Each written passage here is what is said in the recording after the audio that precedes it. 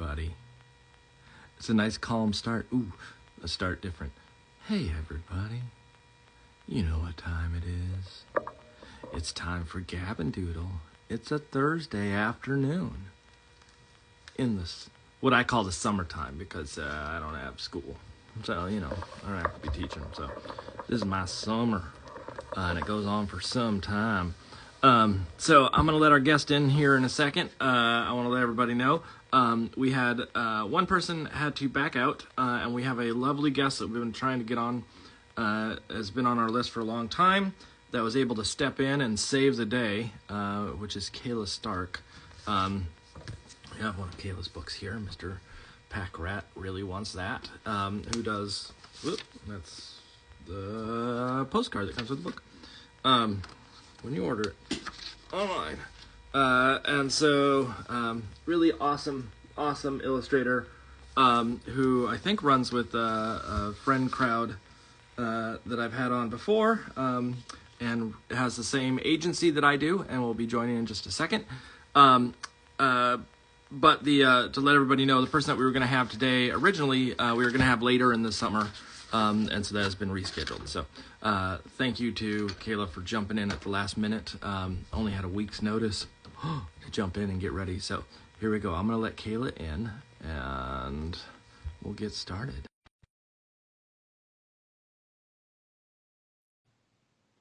Invite is sent. Here we go. Sip of water. There we go. Hi. Hello.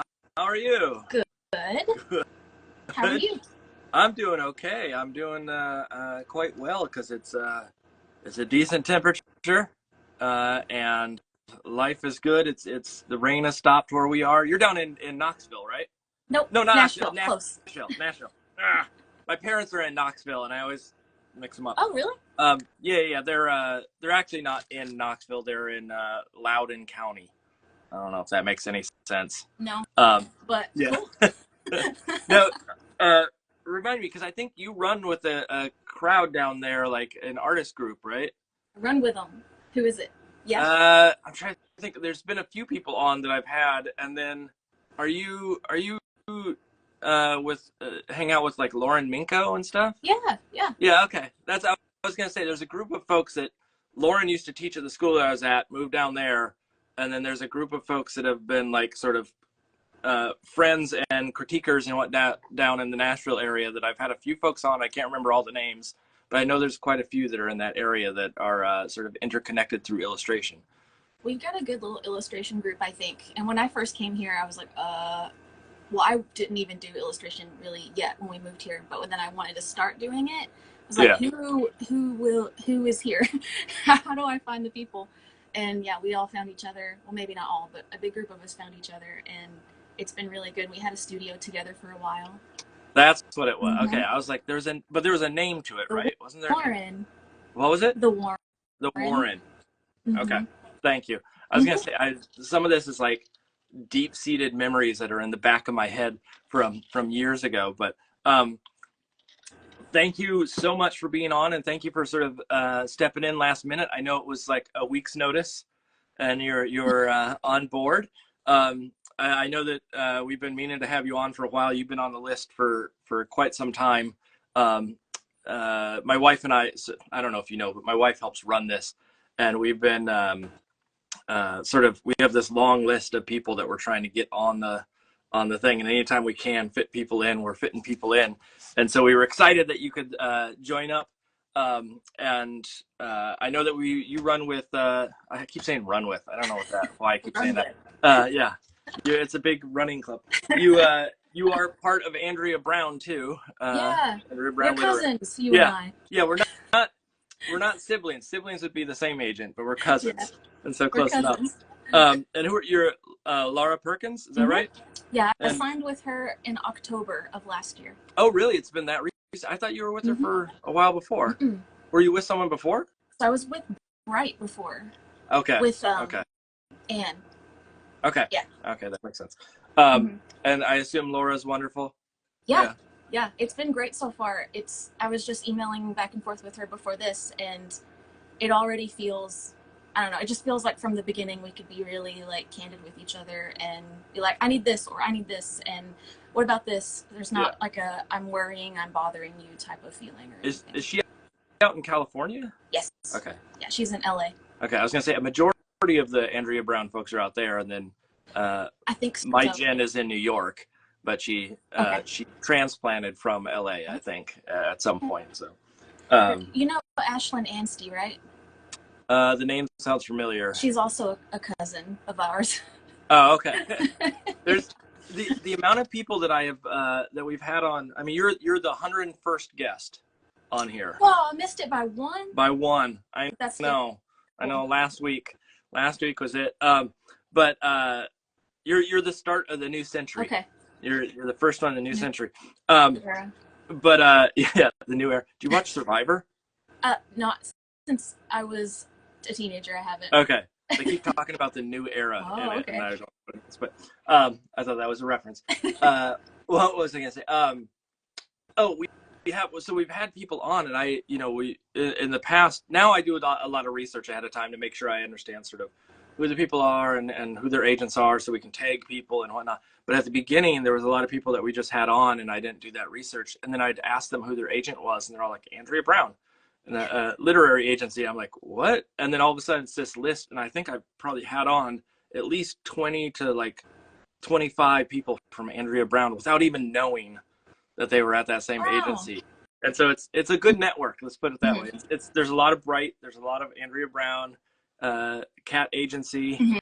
There's like a list of them that all these people sort of gravitate towards. So thank you again for joining us. And I want to give you the little spiel I give everybody at the beginning of these, which is 1, you can leave whenever you need to leave. I go for 4 hours roughly, and I don't expect people to stay that whole length if they don't want to. The conversation will go every which way. And so everything's fair game. I was reading on your website. I know you asked a question about vegetables on your website, and so we'll start with that question to you. But what are the 2 questions I have for you, because we sort of document this for those when I post it to YouTube for people to be able to read through and figure stuff out. But what materials are you using today? So today I have a nib pen. Okay. And I have some ink, some acrylic ink I'm going to use with that. And then I also have a fountain pen, pencils, and some watercolor. I think that's what I will stick with today. Well, out of curiosity, I've never used acrylic ink. Is there a major difference to it? I mean, obviously, like it comes in colors and things of the sort, but what is the difference, or why do you choose that in particular? Well, this one I stole from my husband. He paints models, and I wanted to try acrylic ink, and he was like, well, I have this if you want to try it. And so I took it to try it, and then I liked it, and I just never gave it back. So it's been in here for a couple years now. But I don't know, it dries really well and quickly. There's a lot of different colors. Is it it's waterproof, correct? It's waterproof. Yeah. And I mean, I guess I don't really know why I choose it, other than it seemed like it would be waterproof, and it is. And I figure it would dry fast. And there were a bunch of different colors I could choose from. I've seen it in the store all the time, and I'm not a big ink person myself. I need to actually get some ink for a trip that I'm going on, but I've seen it, and I'm always like, there's got to be a reason why this is here, or some specificity to that material that people go like, oh, this is clearly the one to use for this situation, but I just haven't had the situation where I needed it. And I assume that because it's acrylic, that it's plasticky, or it dries plastic. Does the nib get gross at the end of the day? The nib gets, so because it's plasticky, if you can like get a fingernail underneath it, you can kind of peel it off. Oh, okay. But it's, I don't know if you can see this. I mean, there's a bunch of little like remnants, nooks and crannies in there. Yeah. So I just use a toothbrush and some rubbing alcohol and scrub it, and it comes right off. It flakes off. Interesting. Okay. Maybe I'll try some of that on the trip. It's a matter of like, because I'm going overseas, and I'm thinking about like, okay, what can I bring with me? And I was thinking about, I want something that is not going to explode. And most of those come in like a little glass bottle, and I don't think that's going to explode on the plane. Who knows? we'll test that out and we'll find that out. I took this on a plane, but I admit I did not open it. Yeah. So I don't know what would happen if I opened it. It might have exploded. Yeah. But I did keep it in a little plastic baggie inside of another bag. That's the trick, I think, is just don't ever touch it while it's on the plane, or put it underneath where they don't pressurize in the same way. So the other question I have for you is sort of along the lines of what we're making today. Do you have a idea of what you're going to be working on? Okay, yeah. So I made a list of stuff yesterday because I was afraid I wouldn't have any ideas.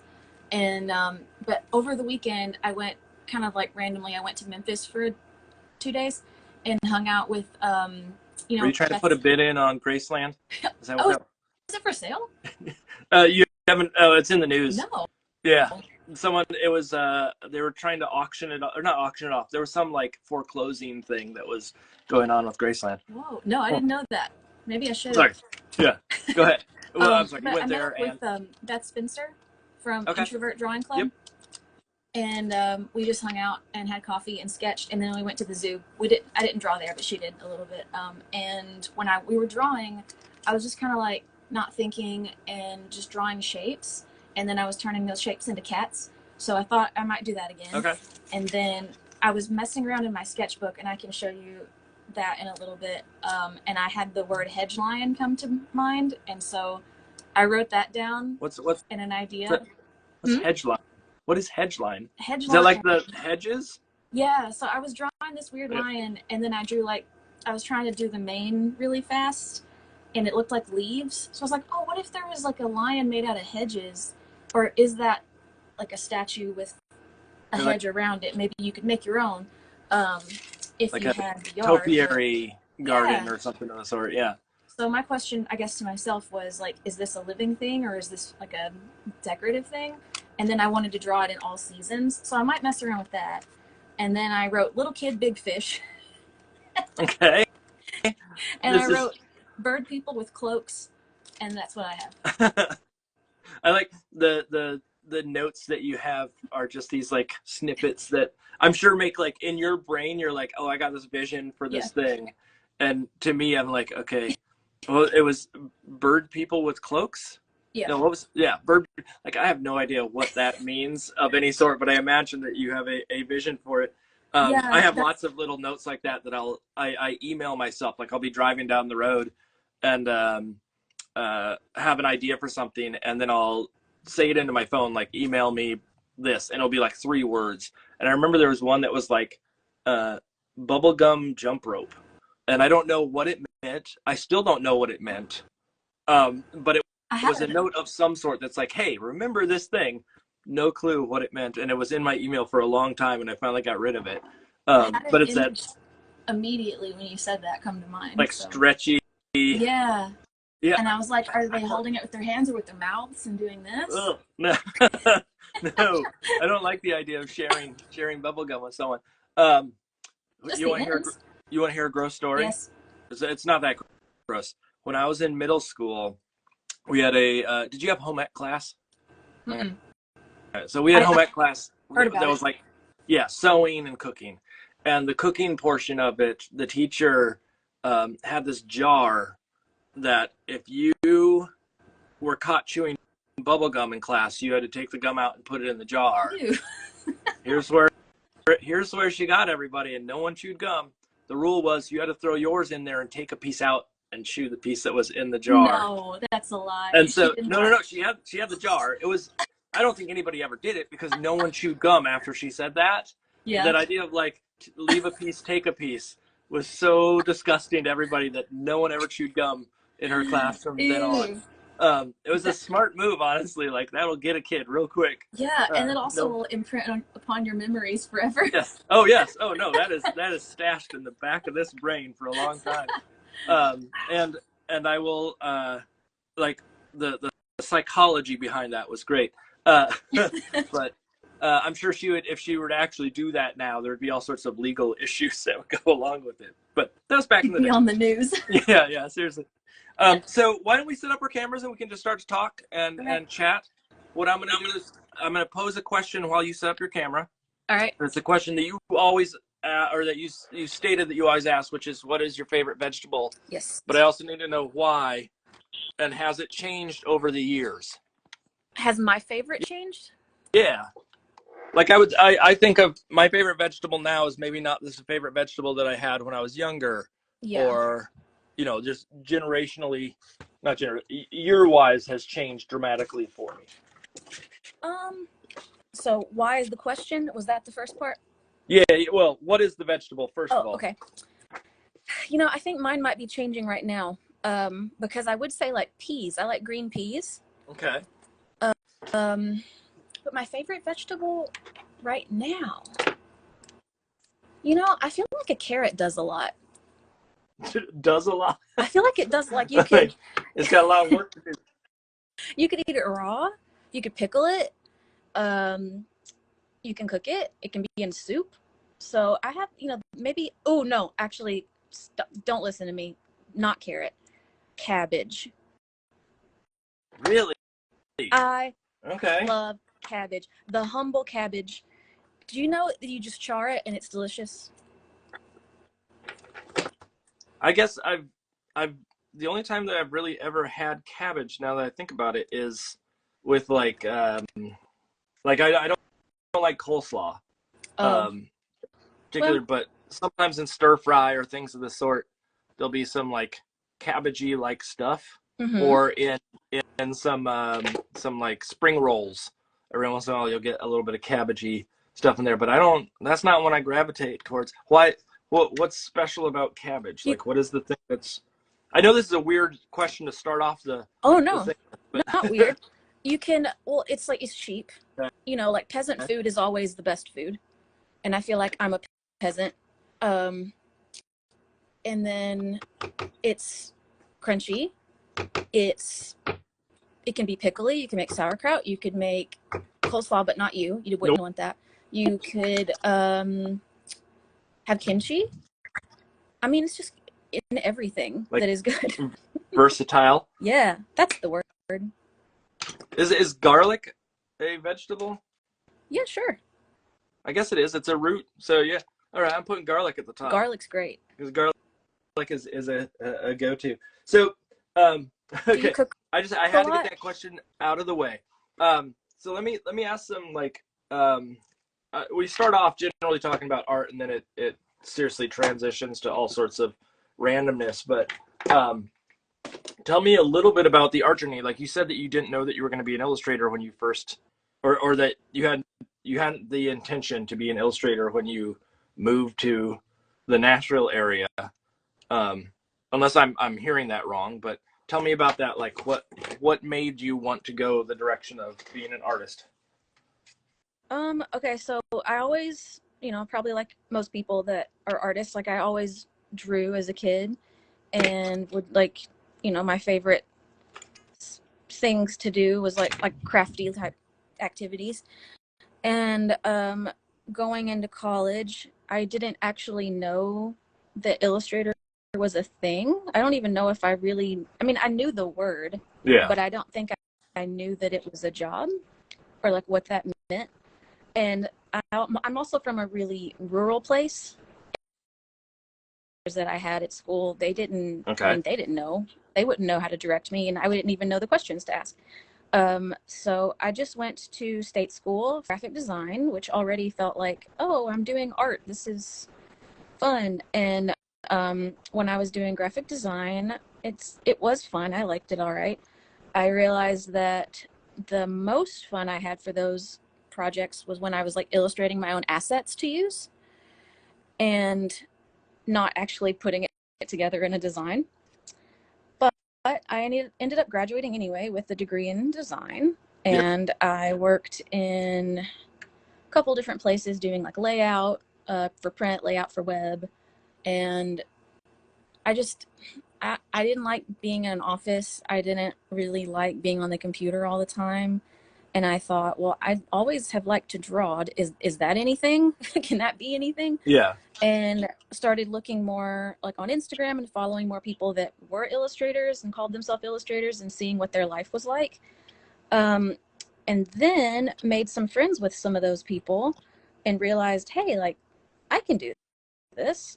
And from what I was interested in and kind of like how I naturally interpreted the world into drawings. It kind of just like fell into the kidlit world, whether or not I wanted it to, which I think I want it to. So yeah, that's kind of how. What was it when you were doing the design stuff in school? Was there not an illustration component, or was it just not something that was on your radar at the time? There were drawing classes, but there wasn't really like an illustration class, you know, like for like communicating a specific something for a client. It was more of like fine art. Okay, that makes sense. The reason I ask is some state schools in particular do because you said a state school, right? Yeah, I went to UT Martin. Oh, okay. Some of them have a more robust art program, and some are sort of just general art, and some like illustration classes will fall under design, like graphic design classes or programs, and it really is just sort of hit or miss depending on the school.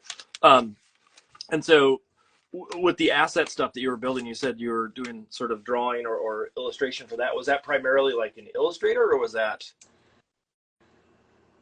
Yeah, I mean, I would draw like in a sketchbook and scan it and like try and, take the background out and add color digitally, because that's like all I knew how to do was draw on paper.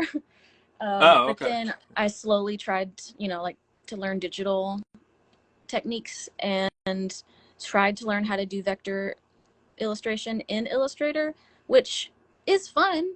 I don't think I want to do it all the time, but there is something kind of fun about did that a little bit.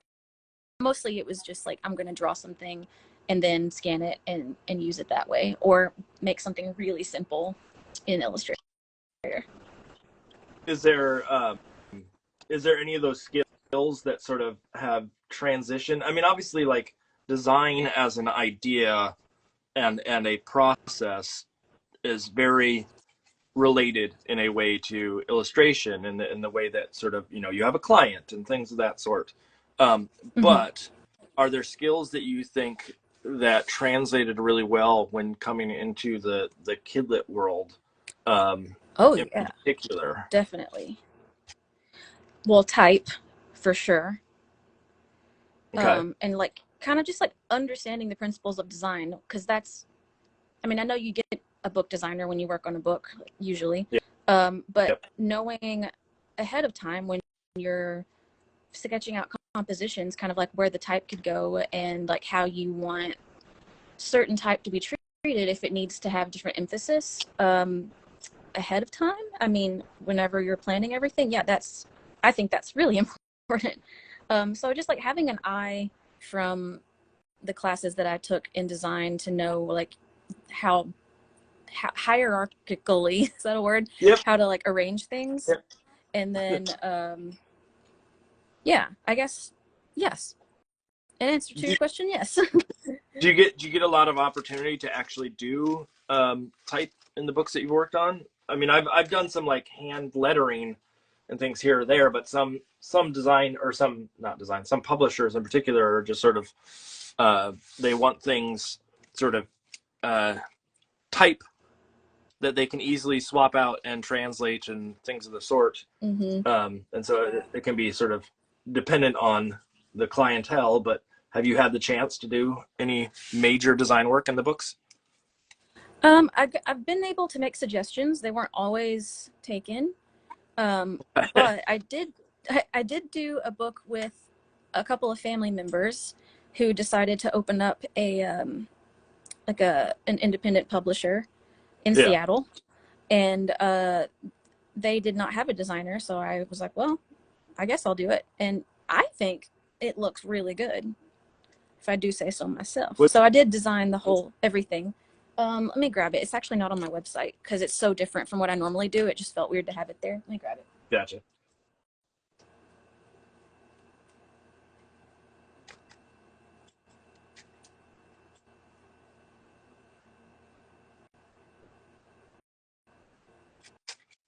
In the meantime, folks, while we wait for that to come back, this is what I'm working on. It's going to be a sewer gator or a sewer crocodile who is trying to enjoy the sun coming down through a sewer grate with some mice. That's the gist. Okay, I'm back. Okay. All right, can you see this? Let me look. There's a delay on the screen that I normally look at, but I'm going to look up real quick. Okay. Oh, yeah. Okay. Yep. So it's very like, it feels like Christian Robinson, and I felt like it was almost too close, so I did not share it. But I like how it came out. I wanted to try collage and painting, like painting pieces of paper and putting it together, kind of like what you're doing. Yeah, yeah.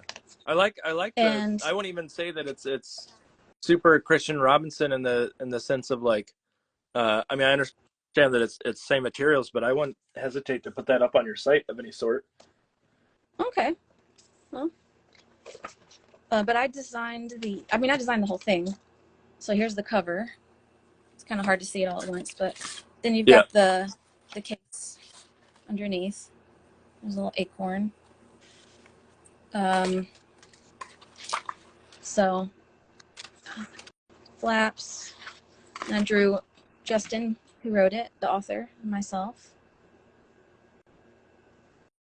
Is it now? You said this publisher is something that family started? Yeah, they decided to start an independent publisher, and I need to find out if they're still planning on releasing more books, because they were last time I talked to them with other illustrators. Some end pages that I had fun doing. I mean, that's a big bold step to sort of jump into that market too. Was it something that they already had history in, like working in that industry? No, not at all. Oh, yeah.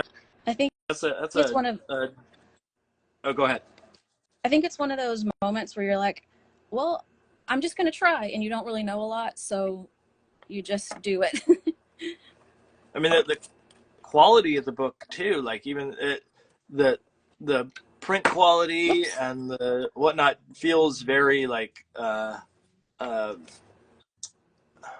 mean, it looks like a independent book in the sense of like there's an aesthetic that sort of goes with some of the like independent publishers where they can take a little bit more like of an artsy vibe to it, or like it doesn't have to be so like Society of Illustrators, beautiful like paintings, and so it's got that design vibe to it that makes me think it's like it's honestly the type of book that I would probably pick up first.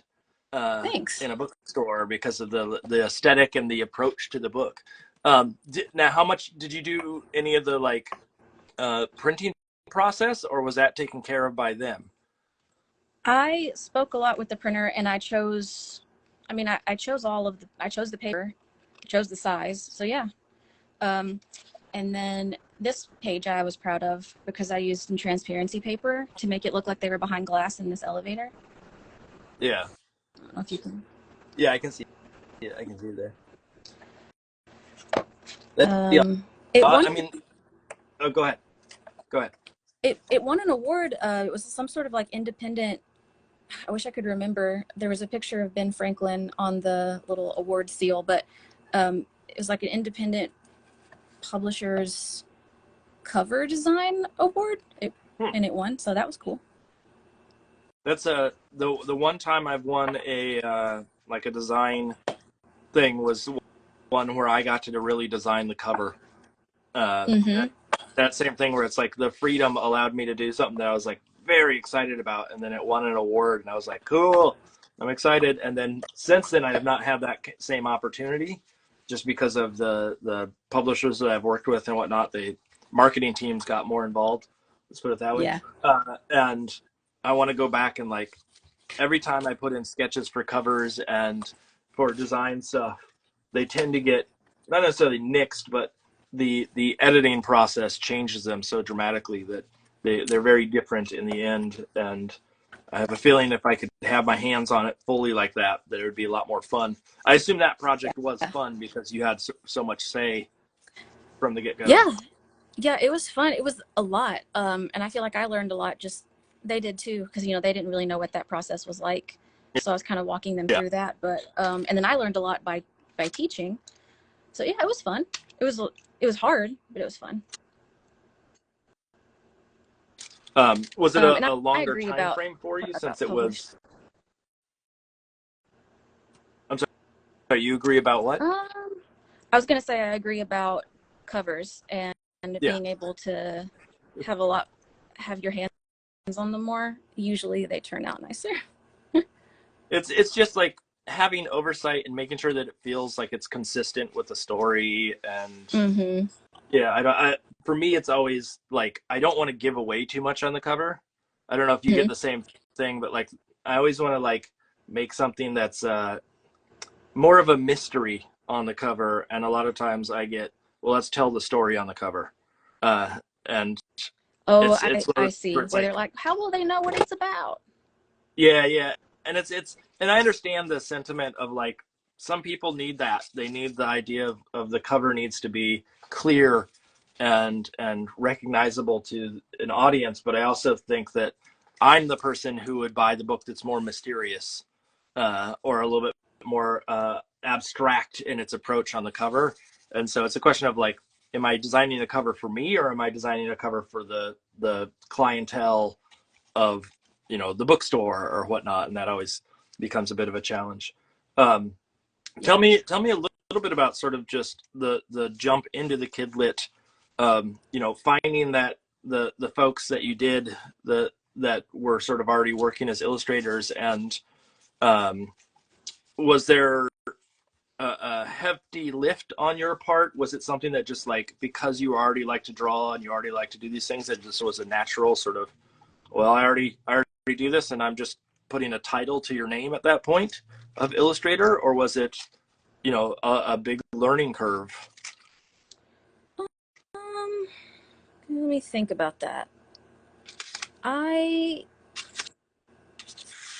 mean, yeah, there probably was a big learning curve, but it was over such a long amount of time that it didn't feel like it didn't feel like I was learning too much at one time. It felt very manageable. Like, okay, do this task, do this task, do this task. Yeah. To get where you want to go. And I love talking to people and I love making friends. So I have no problem networking, which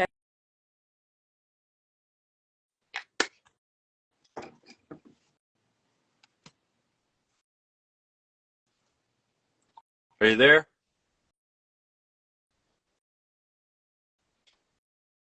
Oh, folks, I don't know if I'm still on. Let me double check. Please say I'm still on. We got signal problems.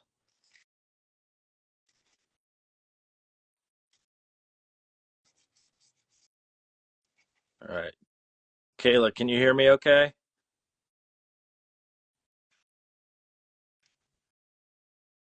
I'm hoping our Wi-Fi has not dropped.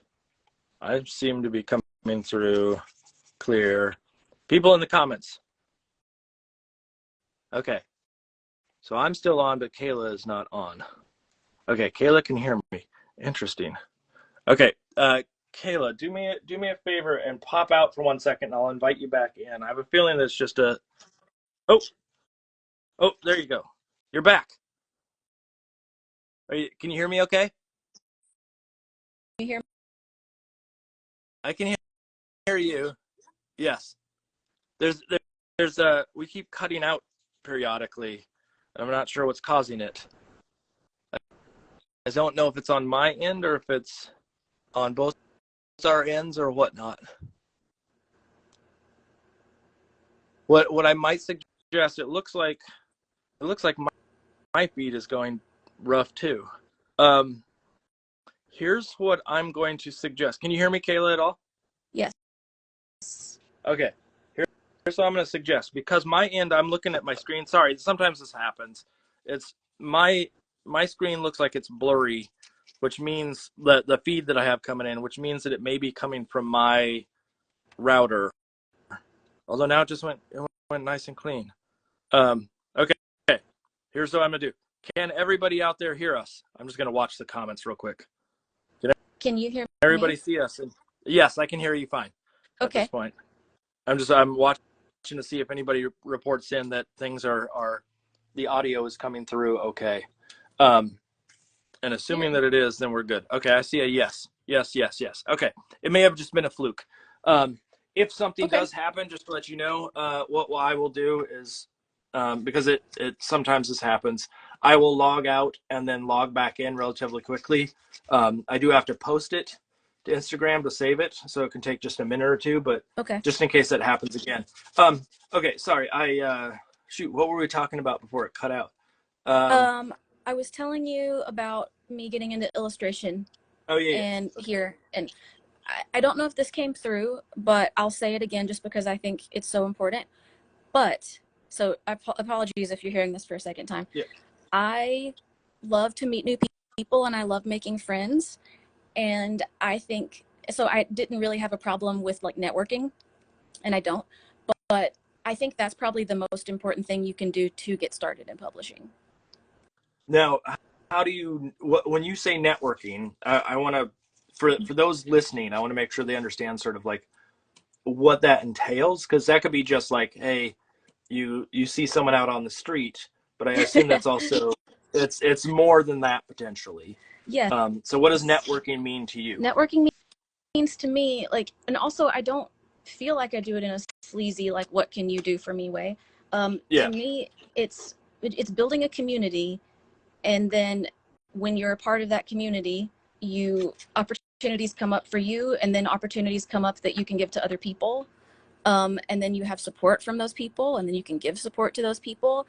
And from that comes a career, and comes, well, really, I mean, the best part of the job, which is feeling like you can do this job and not be alone. Yeah. Is it something wherein like you found a lot of folks online originally, or is that something that was in person? And again, this is, since I teach, a lot of these questions are like directed at, if I'm telling a student this, I want to make sure that they understand like what this entails in the sense of, is it outreach in the way that we look at like going to a conference, or was it some sort of online community that you found that allowed you to start connecting with people on a personal level? Not a conference type way. And I was doing both. I was doing online, kind of like building up relationships online and in person. So like with the Warren and meeting people here, and then through meeting those people, you meet more people. Yeah. And then being online because you want, you like illustration, and you're looking at people's illustrations and you're like, wow, I like that thing they made. I think I want to say hi to them. You say hi to them, they say hi back. You become friends, you talk, you get invited to Discord stuff. If you're like me, you want to hang out in person, so you plan meetups. I mean, it's just, it's just building a friendship and building a network. I love the idea, and I've stressed it to students many, many times, that like just saying hi to someone online, like your heroes, there's no reason why you can't just reach out and say, hey, I like your work. Yeah. And sometimes it's if they're so big, they might not get back to you, or they may have, it may take forever. But that idea of like, everybody is a person and you can talk to anybody as long as you're polite, as long as you're not asking for the world from them in the first pass, then there's no harm. Was there anybody in particular that sort of mentored you in the process?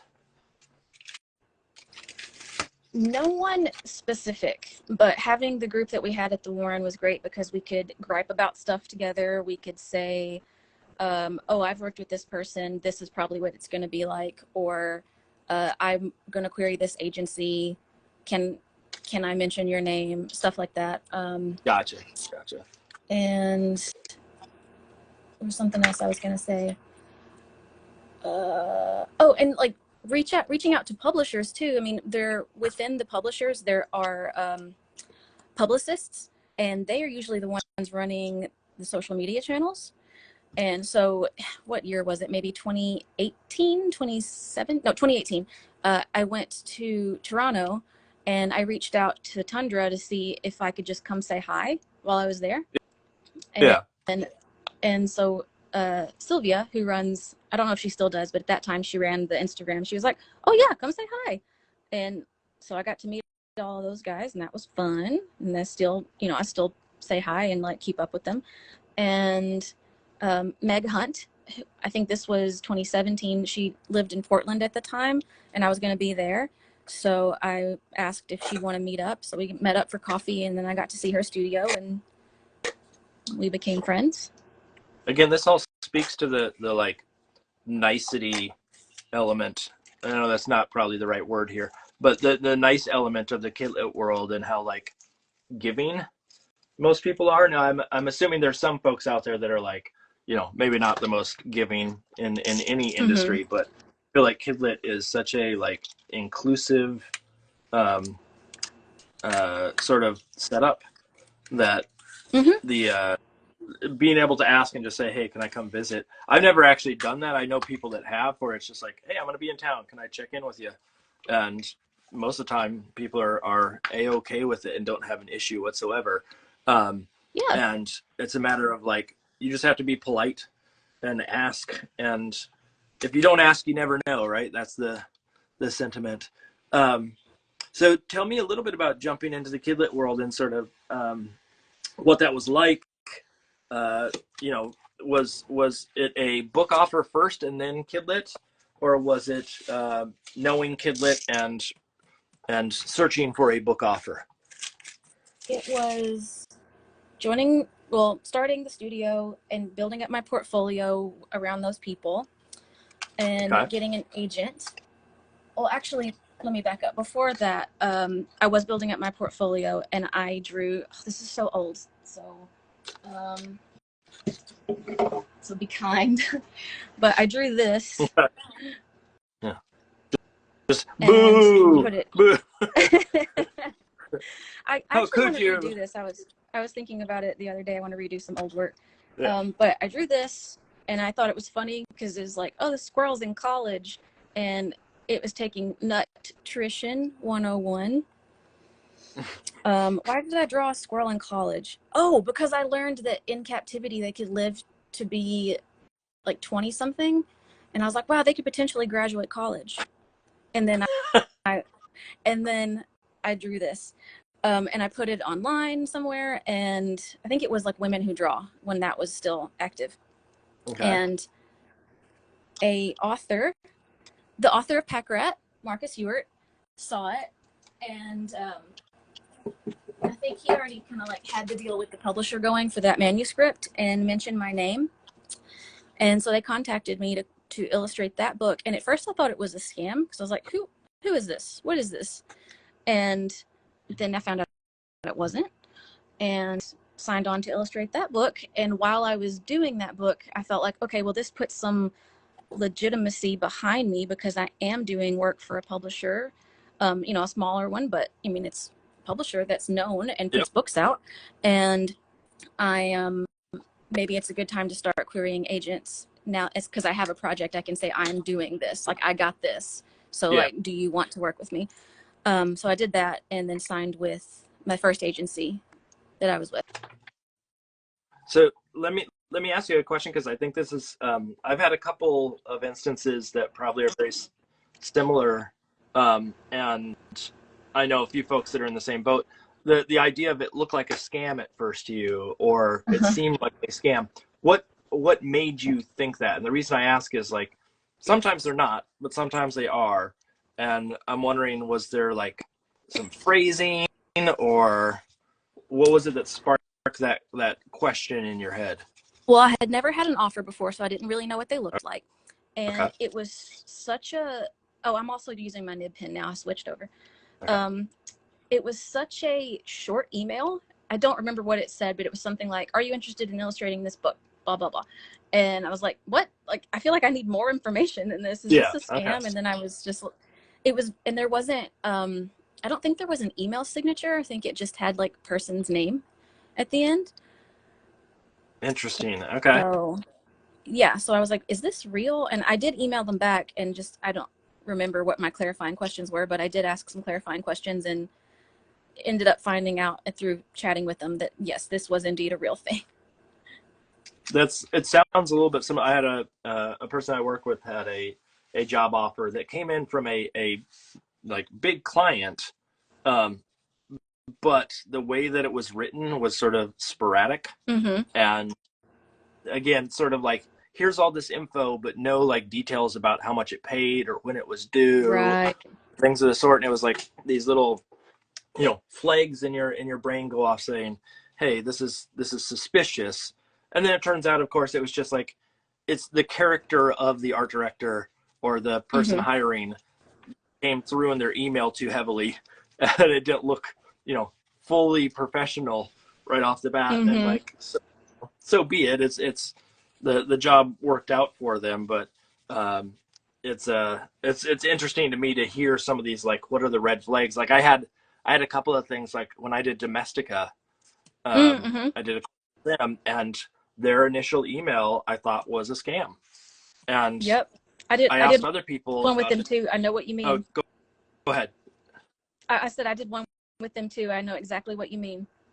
And I don't remember what it was in particular that was in the email, but I remember just thinking, like, I don't understand what this is. And I think it was early on when Domestica wasn't really a known thing as much, but there was something in the phrasing. And it sounds like it's universal, but I asked the people that I was working with, and they said, yeah, we've heard that so many times before. And it's like, I don't understand why they don't clean it up. So it isn't a question, but what was the course that you taught with them?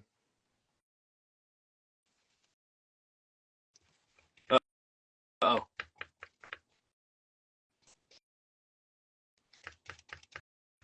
Let's see. Am I on is the question. Okay. Here's what I'm going to do. I don't know if anybody can hear me out there, but we're clearly having technical issues. And so what I'm going to do is I'm going to stop this feed, assuming people can hear me okay. I'm going to stop this feed, and I will let Kayla back in. Kayla, if you can hear me. Kayla, yeah, barely. I'm going to restart the feed. So what I'm going to do is I'm going to log out for a second. I'm going to post this first part, and then I'll log back in, and I'll let you back in right afterwards. And hopefully that will get rid of all these issues that we're having with lag. So if you can hear me, that's what I'm going to do. Give me about 2 minutes. Everybody, you can tune back in 1 second when it's done. So, okay, hello everybody. This is going to be part 2 because our connection was funky, and hopefully this will work better than the last time. I'm going to let our guest in. Our guest again for the day is Kayla Stark. Let me, I'm dropping stuff off to the side. Our guest is Kayla Stark, who has done books like Mr. Packrat Really Wants That, and Birds Have a Lot to Say, if I remember correctly on the title. Hey, chat. So I'm going to let our guest back in here. Again, I don't know why we were having such a funky connection, but...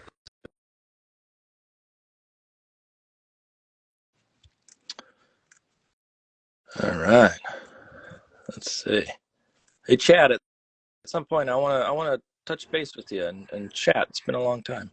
Let's see, Kayla, are you there? Oh, you could see my ceiling. Or my yeah. Wait, your ceiling has a map on it? Well, it's like it's one of those angled ceilings because I'm in the top part of the house. Okay. And so yeah, the ceiling wall has a big map on it. I was gonna say that's an odd choice to like put a map on your ceiling, unless it's like one of those like I want to dream about where I can go on my next vacation or something of the sort. Sorry so much about the technical things. I have a feeling it's something to do with the connection at my end, and that's why starting over was probably the best bet. Every once in a while. Go ahead. I was going to say I've been checking mine, and it says I have full like my Wi-Fi is full, my little bars. Yeah, mine says that too, but it's just sometimes like we live in an area where I think they've been, over the last few months or whatnot, have been putting in more 5G towers and things of the sort, and it's just, of course that is going to clog things up. Okay. But again, I apologize for the sort of delay and challenge there with that. All right. Okay, so we can keep going here.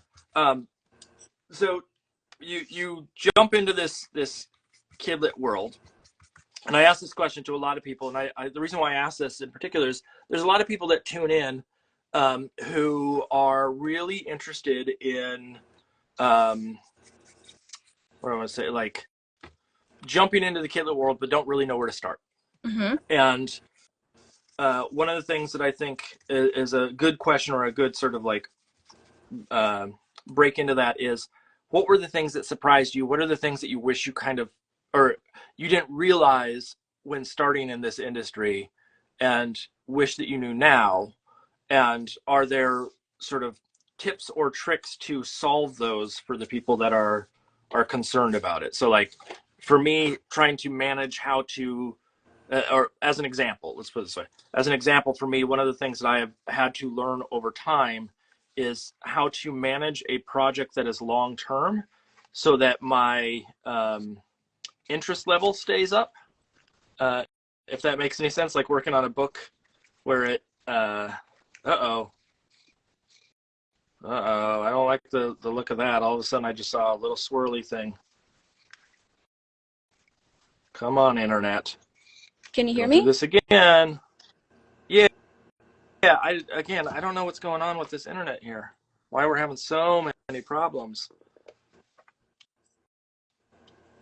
Does mine look clear? Yours looks clear. It's mine that doesn't look clear, which again makes it seem like it's like, what's frustrating about Instagram, or at least the thing that I've found, is that it feeds into, like, my Instagram goes out to the world. Yours has to come into mine first, then mine goes out, and then people can see it. And so like now it's a little blurry. It might clear up again. Okay. Again, I apologize. I know it's not my fault, but it's still, I feel it's awful that it's being so challenging. So I was saying basically this idea of what did you find to be challenging about starting in kidlit? And as an example, mine was the idea of like pacing myself for a project that was this long. And I'm wondering, did you have something like that that sort of shocked your system when you got into kidlit?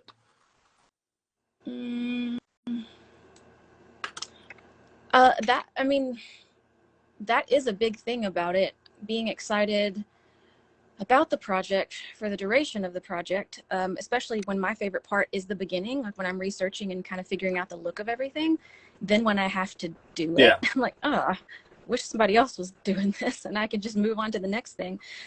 So recently, in the past year, I came up with an illustration motto for myself that helps me. It kind of just like directs me with what I actually want to do, and then reminds me that, like, visually with what I want to do, and then like helps me remember that I don't want to spend forever on something. Even if the project is taking a long time, I could still do probably like, I don't know, 10 different drawings of something really quickly and then pick out the best one. And so I'm not spending forever on one drawing, which is something I don't like to do. I realize in my mind, I kind of had this incorrect, in my opinion, thought of, for something to be good, I have to spend a long time on it. And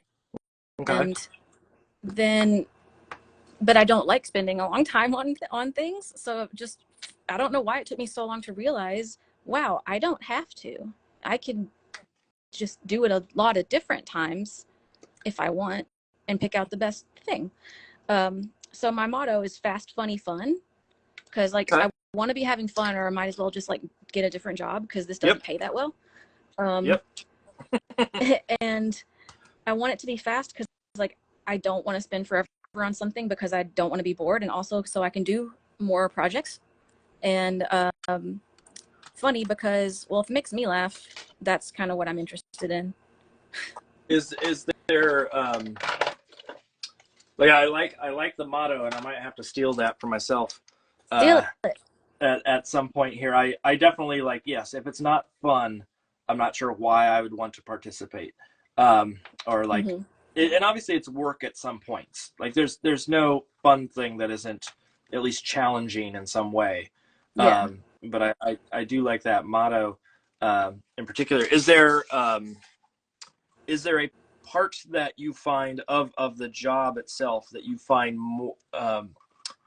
more challenging in particular? Like, I mean, obviously, like the start of a project, I think is probably naturally for everybody the easy go-to.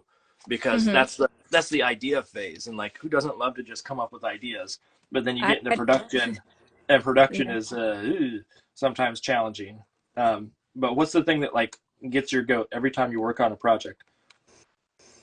I'm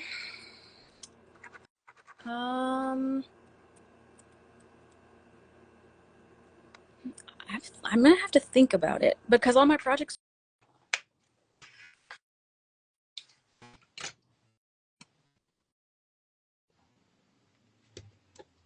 Uh-oh. Not again, not again. We're getting audio cutting out all the time.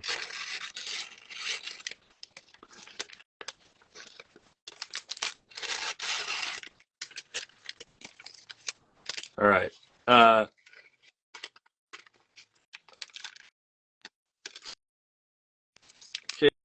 Kayla, I don't know what is happening here with the audio, with our feed. This is. Would it help if I tried to move you're somewhere? popping in and out on my end, but no, I don't think it's. I think it's probably Instagram, because restarting should help on my end, and my end is clear. Your end is clear periodically, and I think it's probably just the internet of some sort, or Instagram is being funky with the feed. So assuming everybody who's watching, can you give a little thumbs up or a yes, like things are clear now? Because it may be just we have to battle through it as we go along, which is frustrating. That's okay. But if folks are watching and can hear us, that'd be helpful. And maybe it'll be clear in the recorded one. Yeah, I mean, it's one of the things that's the challenge here too, is that what is clear to us is not always clear to the audience. So like, even though you and I can talk to each other, sometimes that doesn't come through Instagram to other people, which is like even more frustrating. But the challenge with it is, like, for me at least, is Instagram is how a lot of people like to watch live for these, and there's, without having to do some sort of pay service, which I don't want to do to folks. So anyways, okay, so going back into the sort of kidlit world, you've been working with a new agent, that question, and I think that there go ahead. I think that there should be more of an effort at the end for marketing and pushing the finished book by the publisher. I feel like that's always kind of disappointing. So that might be the thing that gets me every time. What is disappointing about that in particular? I think that they're stretched so thin and their resources are so little that they can't really do a lot. Okay. And they expect the author and the illustrator to do a lot. Yeah. Which I feel I'm like happy to do, but you know. Yeah. If you're a big name, I can understand that they do a lot for the folks, but I do think that, like, there used to be more power back behind the idea of marketing for kidlit stuff, and obviously economy and jobs that they have in-house and all that kind of stuff can weigh on that and make it so it's just, there isn't the amount of people. I mean, one of the things that I've seen on my end, I don't know if you've seen the same, is the expectation that you not only are going to promote your own book, which of course you're going to do, but there's actually, like, in the contract things that say, hey, you need to do this on your Instagram, and you need to do this on your your promotional sites to sell said product. And my agent has been nice enough to sort of nix some of that, saying, like, no, he's going to promote it the way he wants to promote it, and that's that. But have you seen that in contracts as well? Not to that degree, no. I mean, there's just a little clause that says, like, when book releases, you know, author illustrator will promote on social channels. It doesn't say how, though. Well, I guess mine doesn't say how, but it has that similar, like, you will promote it. Yeah. And it's like, yeah, but isn't that kind of your job, folks? Yeah, I'm going to promote. There's no reason why I wouldn't do that, but it just seems silly that, like, they have to go to the level of writing it into said contract to get proof of some sort that I'm going to participate. Which I guess I get because of how everything is so fractured online. Like people aren't really all tuned into the same thing, and you kind of have to build your platform, you know? Yeah. I mean, one of the things that I'm questioning now, obviously with, and I assume this is probably in the same thought process for a lot of illustrators, is with Meta and with the, yeah, exactly. Now we are on technically a Meta platform right now, so hopefully they're not listening. But that idea of just who owns the images, who gets to feed those images into any algorithms that they decide they want to, all of that is so challenging. And I wish that I had a little bit more control over that. But at the same time, again, as much as I want to jump to another platform, I know that not all the publishers and whatnot are still going to have some say or some approach to using Meta things along the way. It's similar to Twitter. Like everybody said they were going to ship off of Twitter, but there's still a lot of people on Twitter who are there because it's just easy access.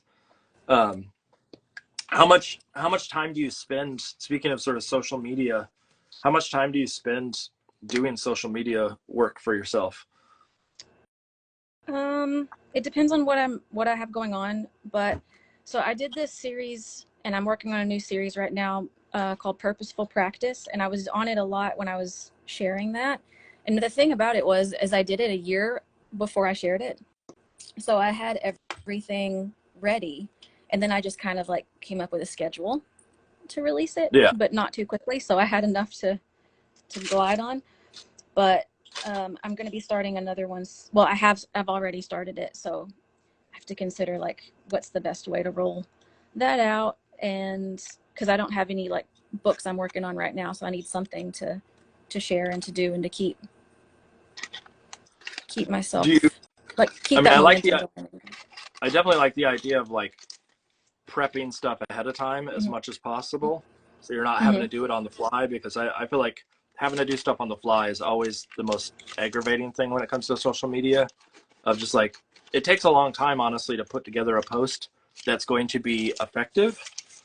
And I don't want to just spend my time working on like a stupid little post that I don't care about. I'd rather be working on something that's going to help me improve and then share that whenever it's ready. Yeah. I mean, there is the mindset of just like, you can just post stuff and hope for the best. But if you want to make a business out of it, you got to worry about branding. You got to worry about like maintaining that brand essentially. But you got to worry about sort of like making sure that your portfolio and your feed is like consistent with imagery, and that you're not putting too much of the same type of image up.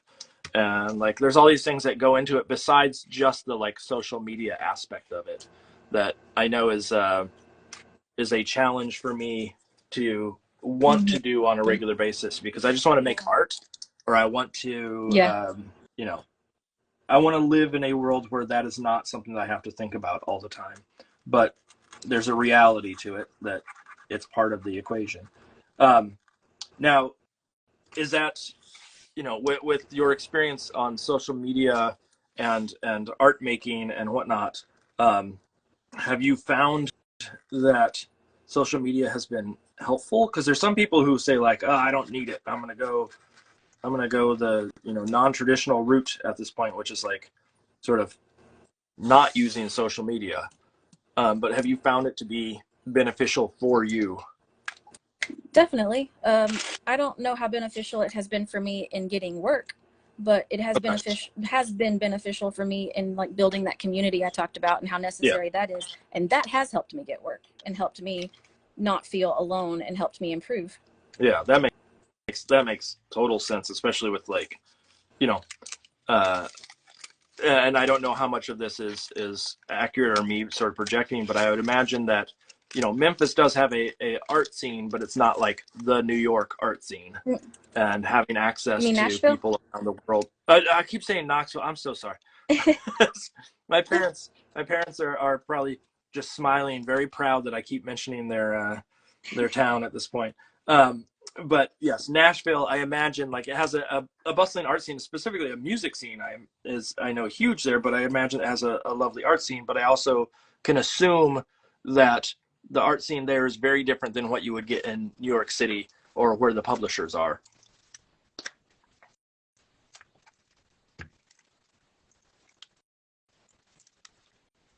And that's, again, not a good sign that we're getting blurry. This is going to be one of those days, folks. I don't know if people can hear me. I don't know what's going on with the internet at this point.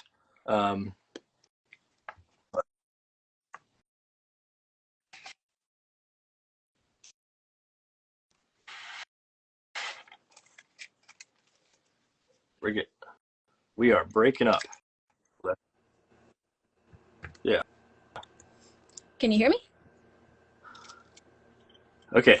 I can hear you. I'm sorry. This is like going to be the can you hear me version of Gavin Doodle for those that are out there listening. Yes, I can totally hear you. I don't know, again, why it's breaking up like every 15 minutes or so. But is there a cool art scene that's down there that you're like galleries and things of the sort? Everything's disjointed. I feel like there's art scenes, quotes, in different neighborhoods. There's like groups of people just doing different things in different neighborhoods, but it doesn't feel like everyone's working together to make one hub. So it's hard to know what's going on.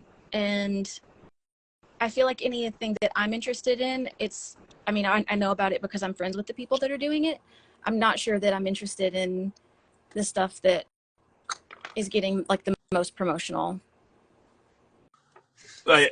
Is a lot of it a fight against the music scene? And I don't mean a fight, but just the idea of like the music scene there is, I know, a industry. Like Nashville is known for its music. But yeah. Does that take precedence in a way over some of the art making? I mean, it definitely holds some sway over it. I mean, a lot of the, I would say, more illustration focused art that gets gallery space, it is music focused. I'm thinking,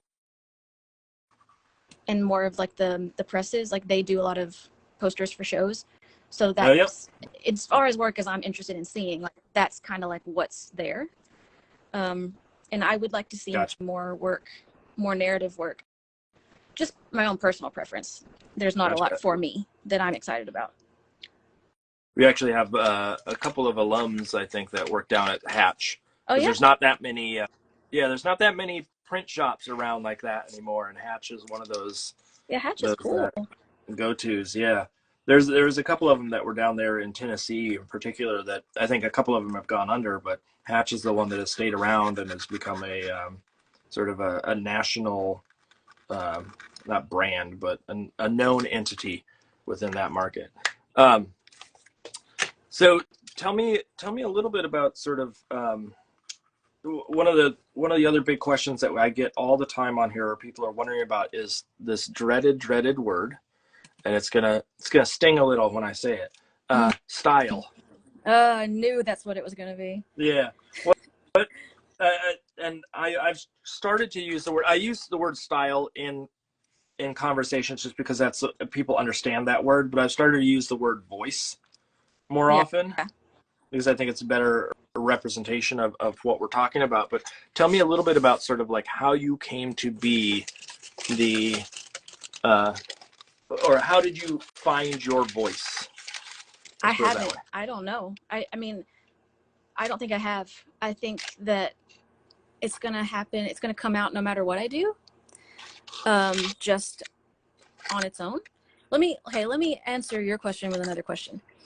Are you, what shape person are you? Well, rotund? What are you asking? I know that this is a triangle, but if you look at my work, I'm a circle person. Oh, okay. And gotcha. That's just kind of the shape that pops up over and over and over and over and over and over and over again. And for a long time, I hated it, and I did not want to be a circle person. I wanted to be a triangle person, and I tried, and then it just never looked right. And then they would slowly morph into circles. So now I've just been trying to embrace my circle personness.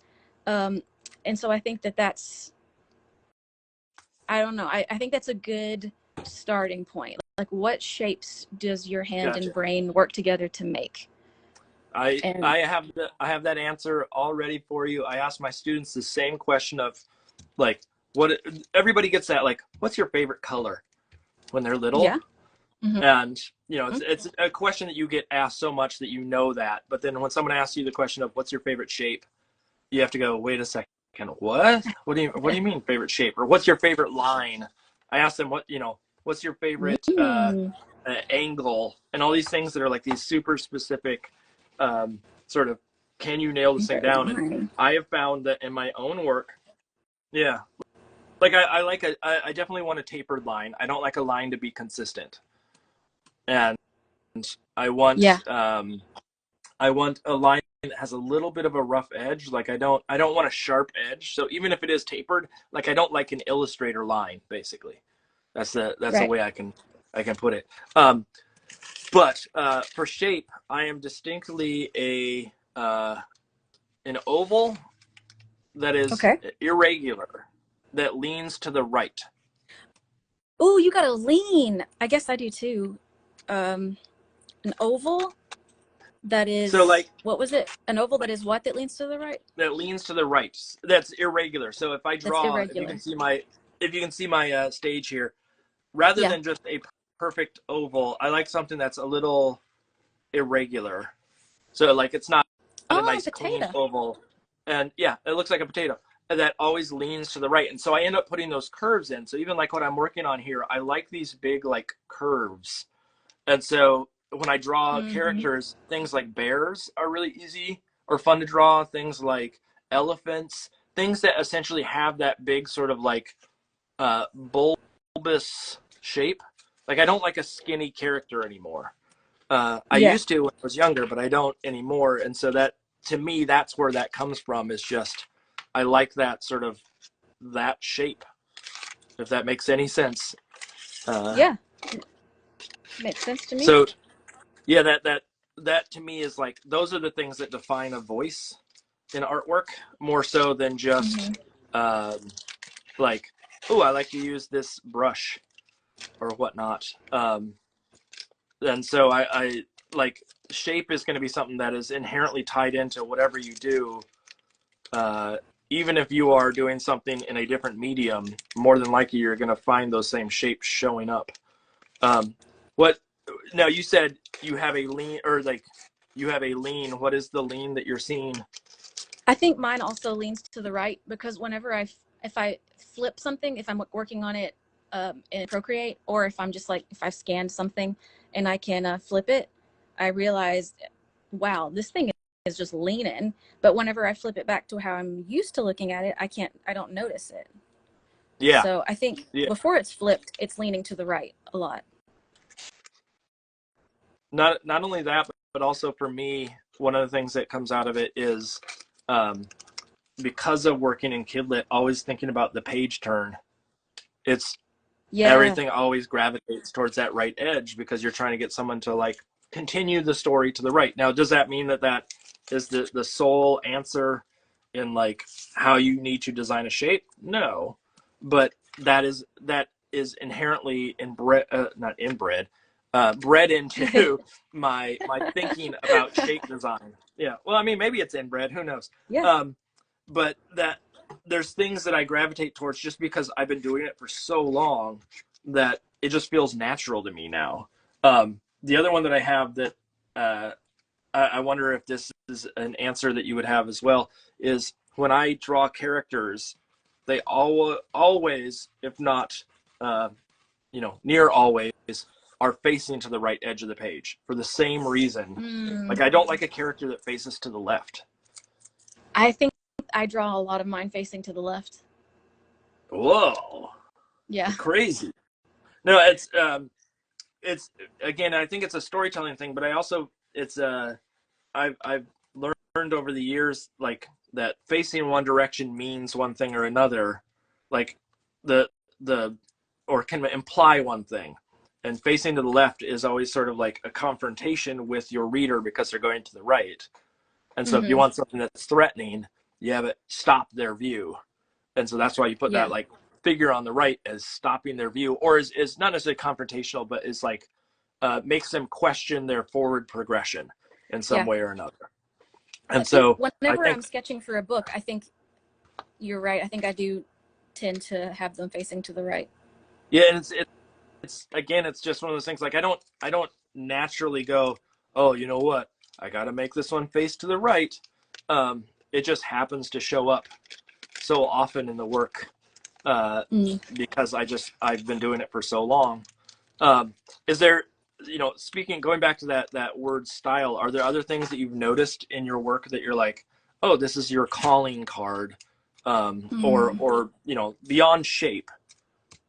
Like when I look at your work, and I sort of described it in the precursor to today, in the ad, that it's got a sort of soft, but and soft, I don't mean soft in the sense of like it's not hard hitting or that realm, but more so that it's just like there is a very like sweet and like palatable color and texture that you put on your work, that even if you did something that is like I can never see you doing something that's like this big horror novel,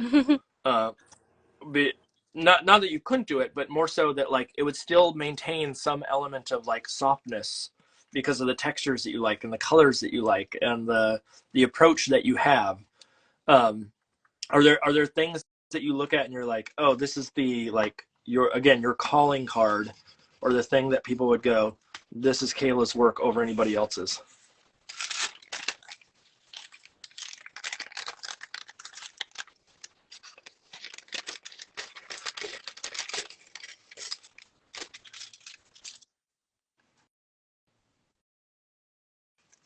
Are you there?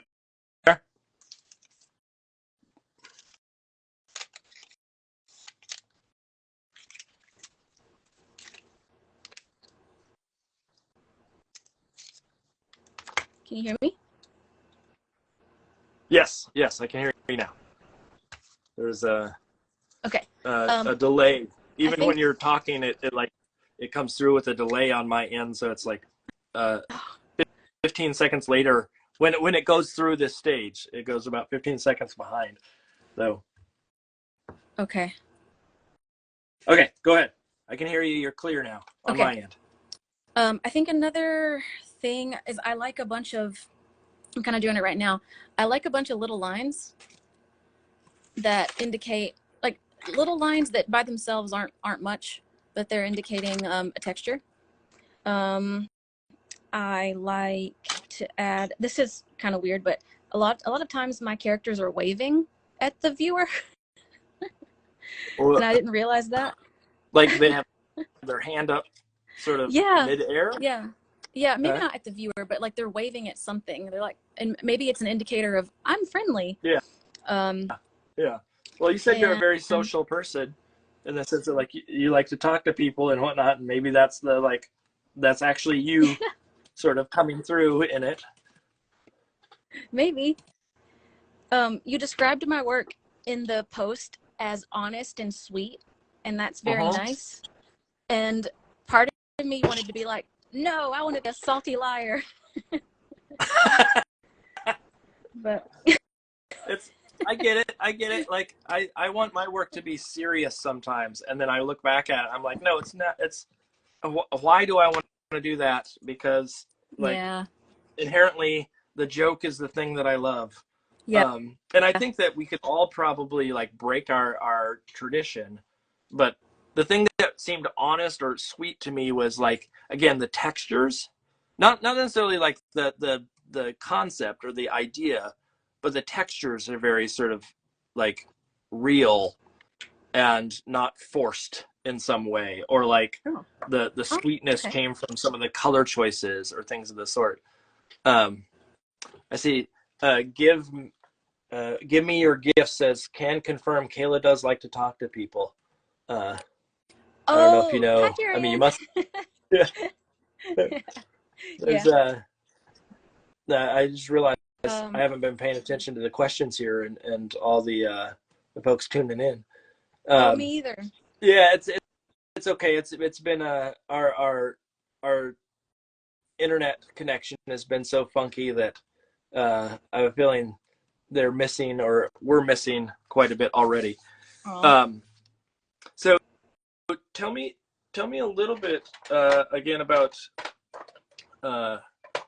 what are your goals, especially like you said that you don't have a book on your plate right now, Mm-hmm. if I remember correctly, and so now it's time to like go back and reflect. And I think maybe this is a good point to like reference to people that are interested in this industry, that um, the industry is or freelancing is irregular, Yep. and you don't always have something sitting on your plate at all times. Like I had a long stint where I didn't have anything, and now I have a book again, but it's one and there isn't something after it. And so it's this constant, like, you got to reflect and think about who you are as a person and what you want to get out of your artwork.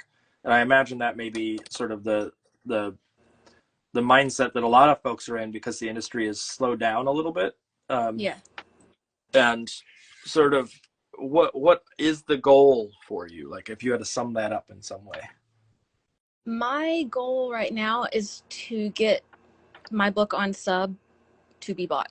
So I do have a book on submission, and I have done 8 drafts of different endings, and we're gonna go out with the most recent ending soon. Like, it's kind of been on pause. Okay. So that's my immediate goal. And I also want to get into the festivals and school visits and library visits ring. That is, yeah. And I feel like that's easier to do once you have your own book out, rather than just like books that you've illustrated. And then to go back even further to a question you asked me before. Oh, sorry. You said go something. Ahead. Go ahead. Okay. To go back even further to a question you asked me before about like what's something that maybe I would advise people, or what's something that I wish I knew now that I didn't know then. I wish that I would have gone with a literary agent from the very beginning, like pure literary agent, instead of literary and illustration, or like illustration first and then literary came after. Because I think, although I did learn a lot in those situations, I think I would be further along now if I didn't do it. Although, who knows, and maybe I needed to be in that situation. But I just kind of feel like I'm coming from behind. Yeah. And then what else is my immediate goal? I want to get better. I want to build out my portfolio more, especially with like more backgrounds.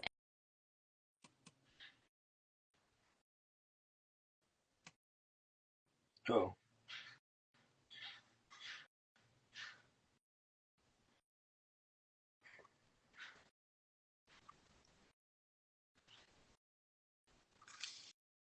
I heard more backgrounds and.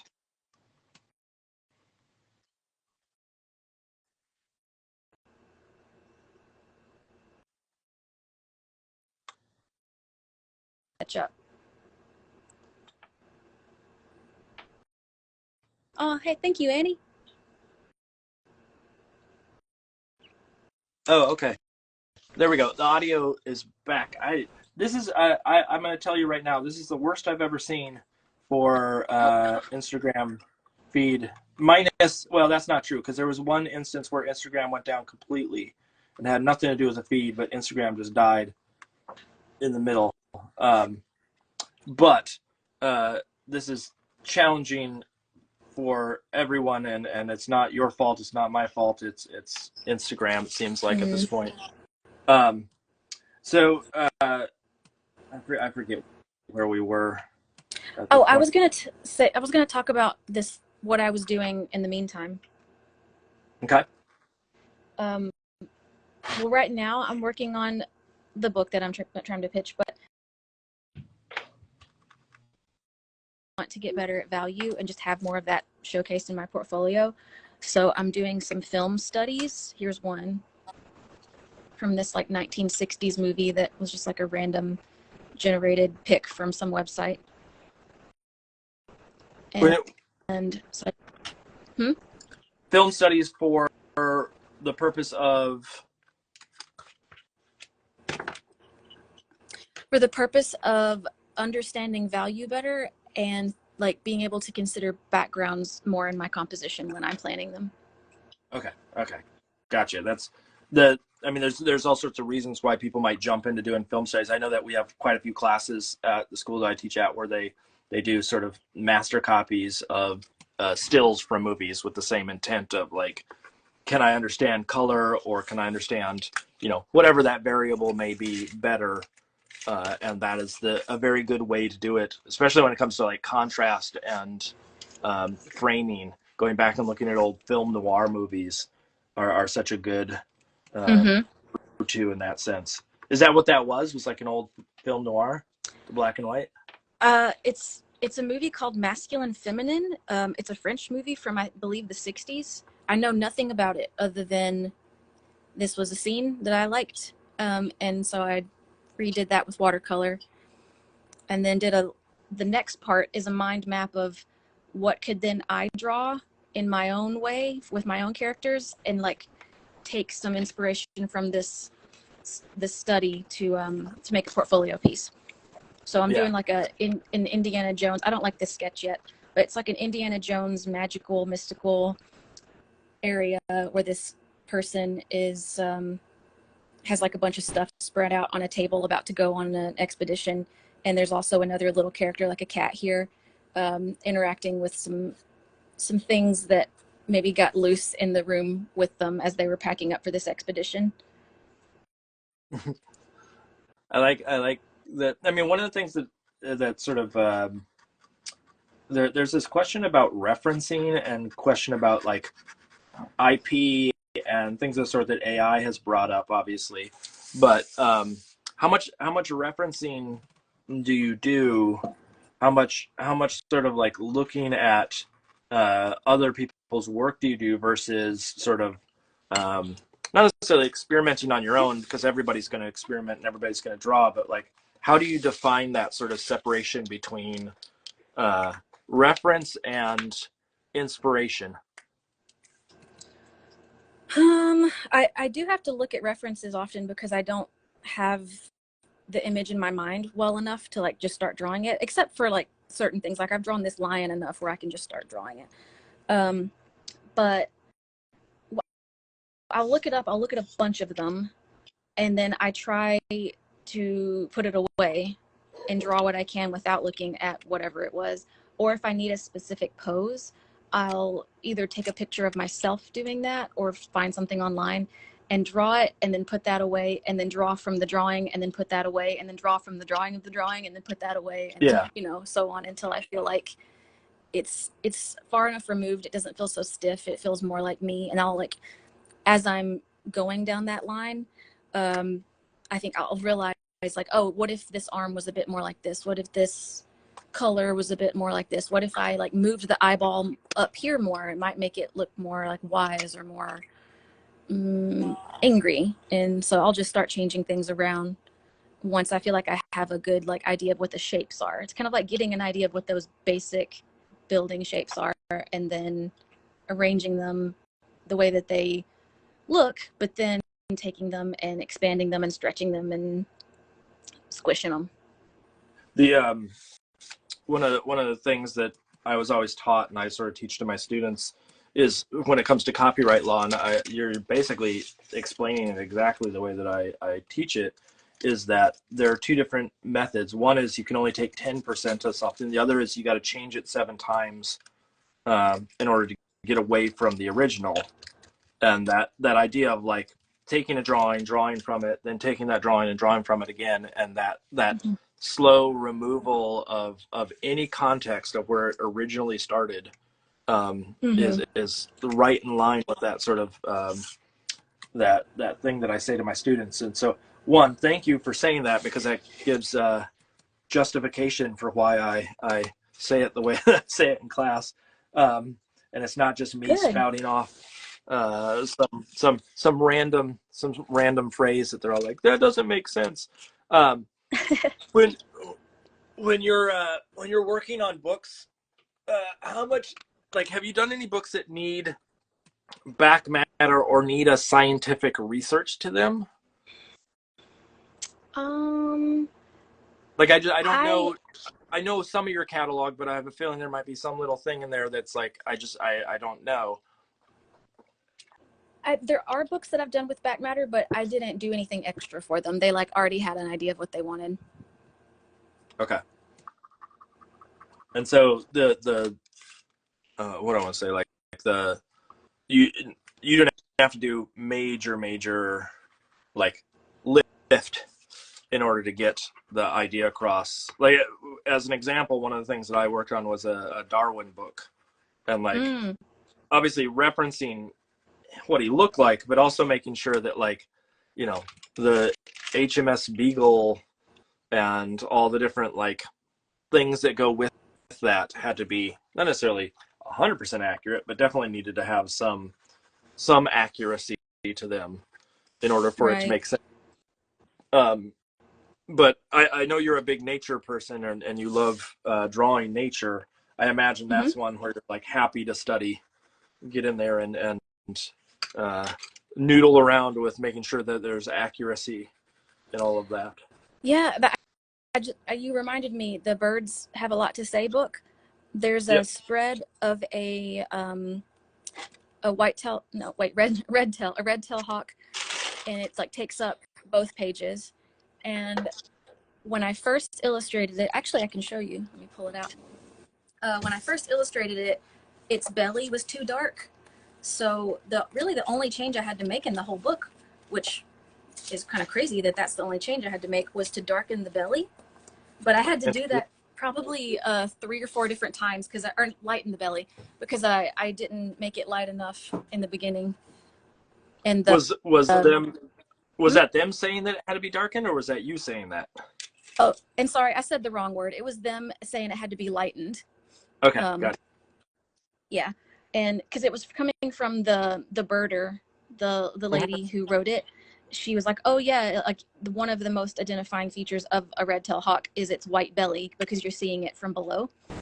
So I had to make sure, like, this is too dark in this original that I'm holding up, but in the book it's much lighter. Gotcha. Gotcha. I must say, we could not get our hands on that book. Like, it's because it's KiwiCo, right? Yeah, but they did just change it to where now they have a KiwiCo store. So if you do want it, you can buy it through the store on their website now. And okay. And there's a code. If you go to my Instagram, I don't know exactly remember what it is, but it's like one of the later reels I've posted.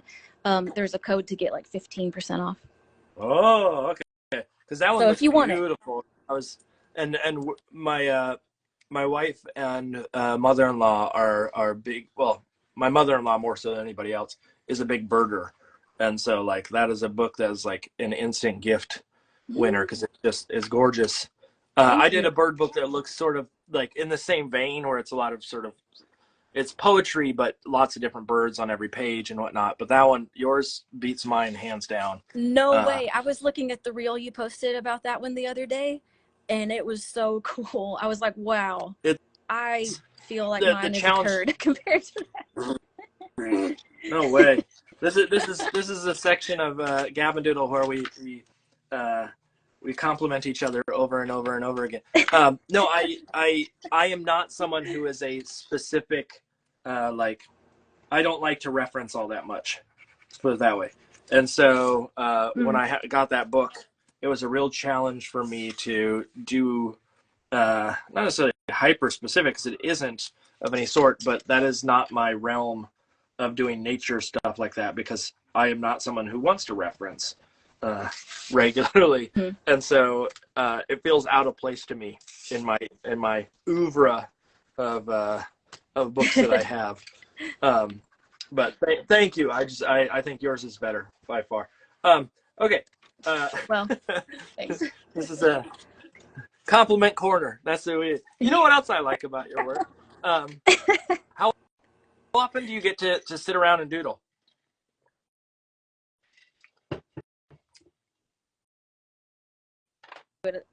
As much as I would like.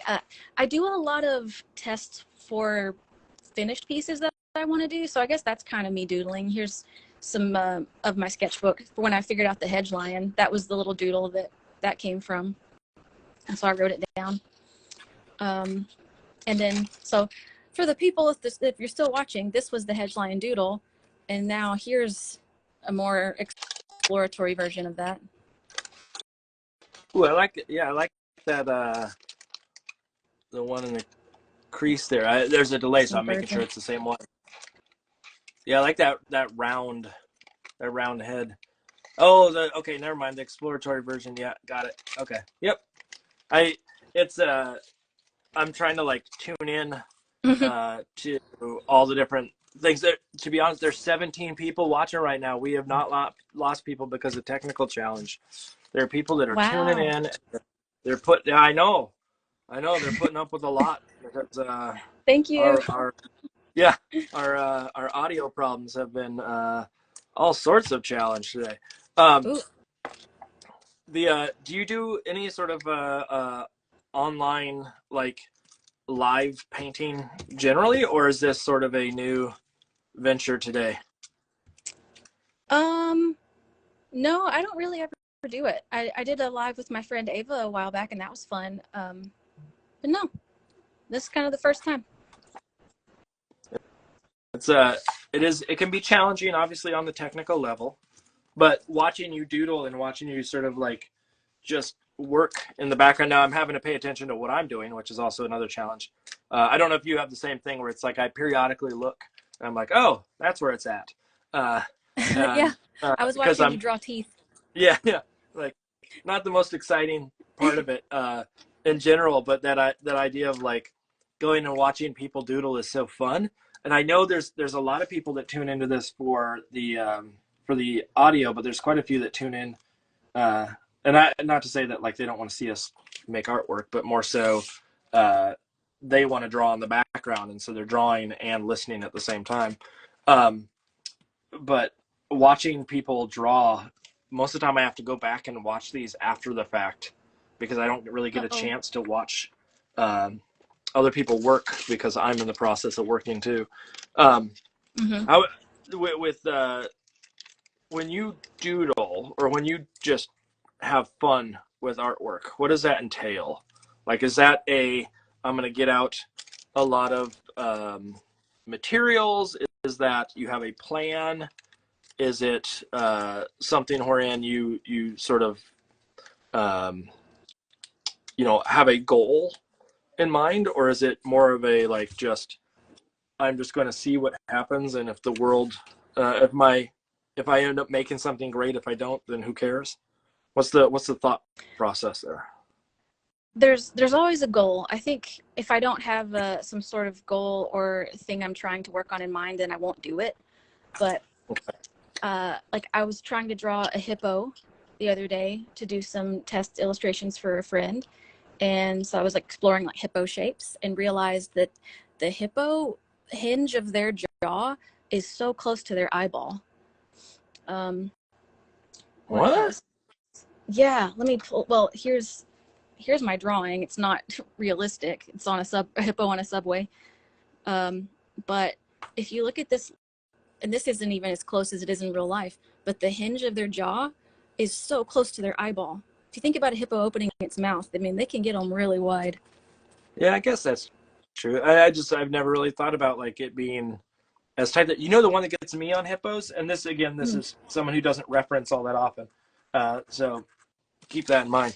I always thought the teeth that you see are their top teeth, but they're not. They're their bottom teeth. Oh, like, that's good to know. Yeah, if like I'm so used to here's your your classic hippo, and then it would be these two big like buck teeth. Yeah. But in reality, it's actually their bottom teeth that are the like ones that stick up dramatically. And I did that. I did a whole painting. I did a whole painting for someone for a gift, and I made the thing, and it turned out great, and I was happy with it. And then as I was, got home from giving it to them, I looked up a picture of a hippo and realized I had done it completely wrong. Oh, no.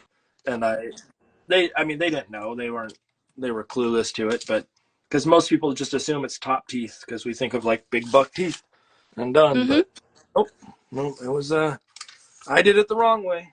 Let's put it that way. That's good to remember because I've been doing it both ways in my sketches. I did realize that, so this one, if you kind of like hide the body, it looks like, and if you hide this ear, it's like a really round T-Rex head. Yeah. Is what a hippo head is. And then if you add an ear and then a larger body, you get a hippo. So hippo minus body minus ear is T-Rex. There's some math for you. The sort of the proportion that you have on that one in particular, like where the eye is, how small it is versus where the mouth is so big. Mm-hmm. Like I think I would have gone more like without thinking I would have made them the same size, but I like that, like the overabundance of jaw that you get out of that is so nice. Thanks. So tell me a bit about your sort of approach to working on a project, whether it be a long-term project like a picture book, or what have you. I mean, obviously you have the design background. Is there a methodology to how you set up your workflow, to how you deal with sort of the wear and tear of a long project on yourself? It's always a little bit different, but I'd say the things that are the same is I have to set a timer for each part or I'll spend too long in the preliminary planning stages instead of getting started on the work. So I do a lot of sketches of characters, and then together I did all the character sketches and kind of decided how I wanted everyone to look. And then I worked on a page of all the spreads at once on one page, like tiny thumbnails, and paginated everything. But I would set timers so I wouldn't spend forever on it and be like, okay, well, I've set a timer. And sometimes it's to get all of the low-hanging fruit ideas out of the way, and I'll work only on one or two spreads. I'm like, okay, I'm going to set a timer for 20 minutes and I'm going to do as many versions of this spread as I can. And usually I'll find a more interesting composition if I force myself to do a lot of reimaginings. And then it's the sketching phase, where that's sort of like if I have the plan, but it's more of just tightening it up. And then there might be a figuring out the color palette moment. That's something I want to get better at, is color. But I mean, it's nothing too complex. My my wife pointed out early that we are basically working in a very similar color palette. We are, both of us, like a green, which is not I chose this because it's a color I don't naturally go to, is this one, purple. I'm not a big purple fanatic, but also a muddy green is not something that always shows up. My wife is wondering, and Billustrated, who joins frequently, is wondering about materials. And I know that you said it at the beginning, but since she documents it, if you could name them off again. So it's a pen and nib that you're using for some of the ink. What is that pen that you're using right now? Mm-hmm. Is there a brand? Oh, yeah, this is the Sailor Fude, Fude, fountain pen. I think that this one came from Amazon.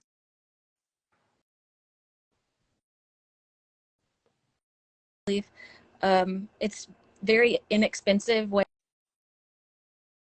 colors, and it's a holder, and the nib you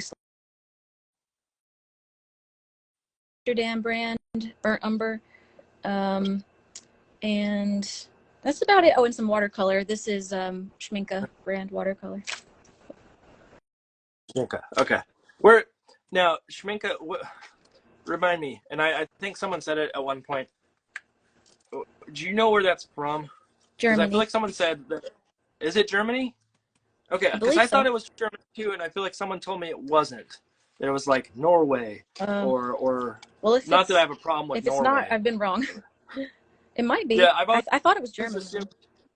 I always assumed it was Germany just because of the end of the name, the schminke. Like I feel like it needs to be said that way in order to pay off.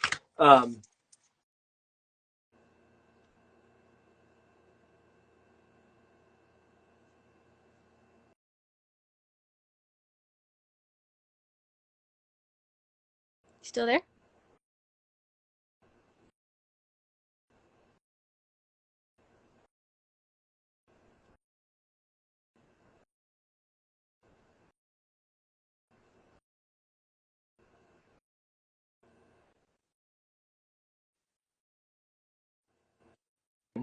But do you ever use gouache in the sense of needing that opacity?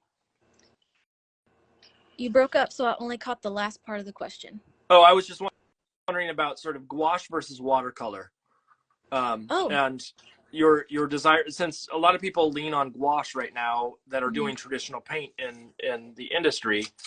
I'm wondering if I mean, obviously both of them can go transparent, but I'm wondering if there is a desire or something about the watercolor in particular that you like, even though it can't go fully opaque.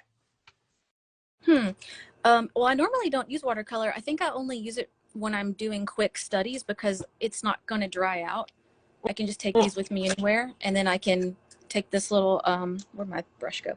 This little water brush that probably everybody has seen one of these. Yep. It has a reservoir in it. And I can quickly put some color down.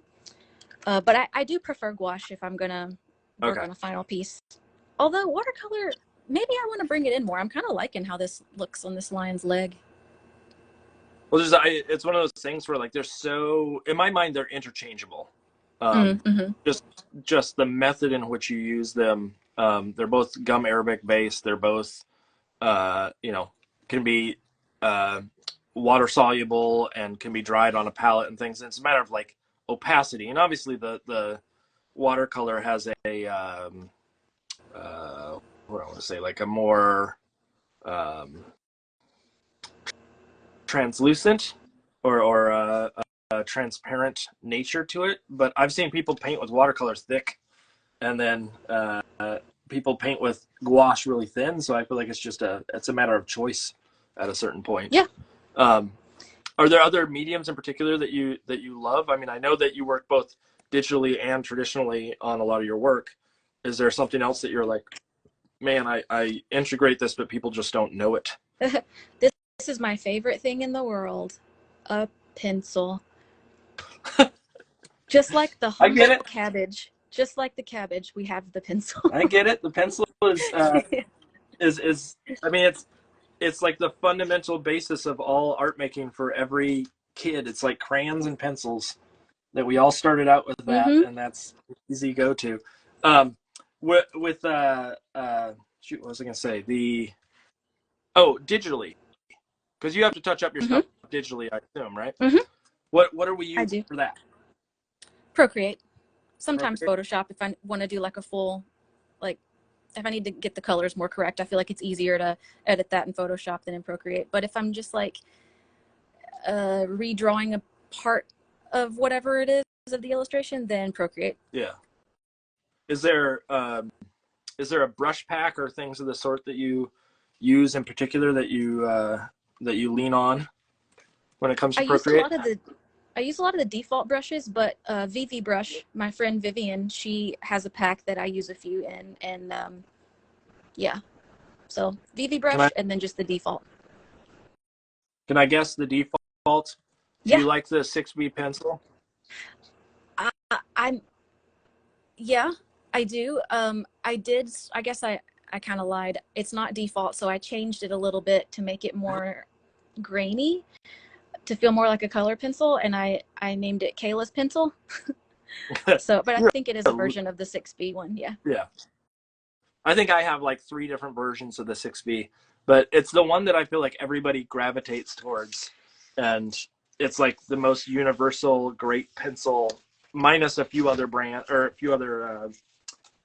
sort of pencil packs that are out there. It's just a really good, consistent pencil quality that you can get out of it.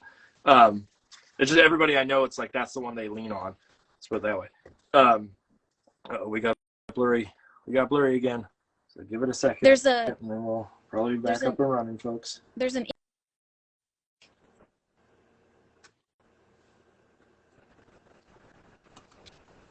Sorry, there's a what? I'm sorry?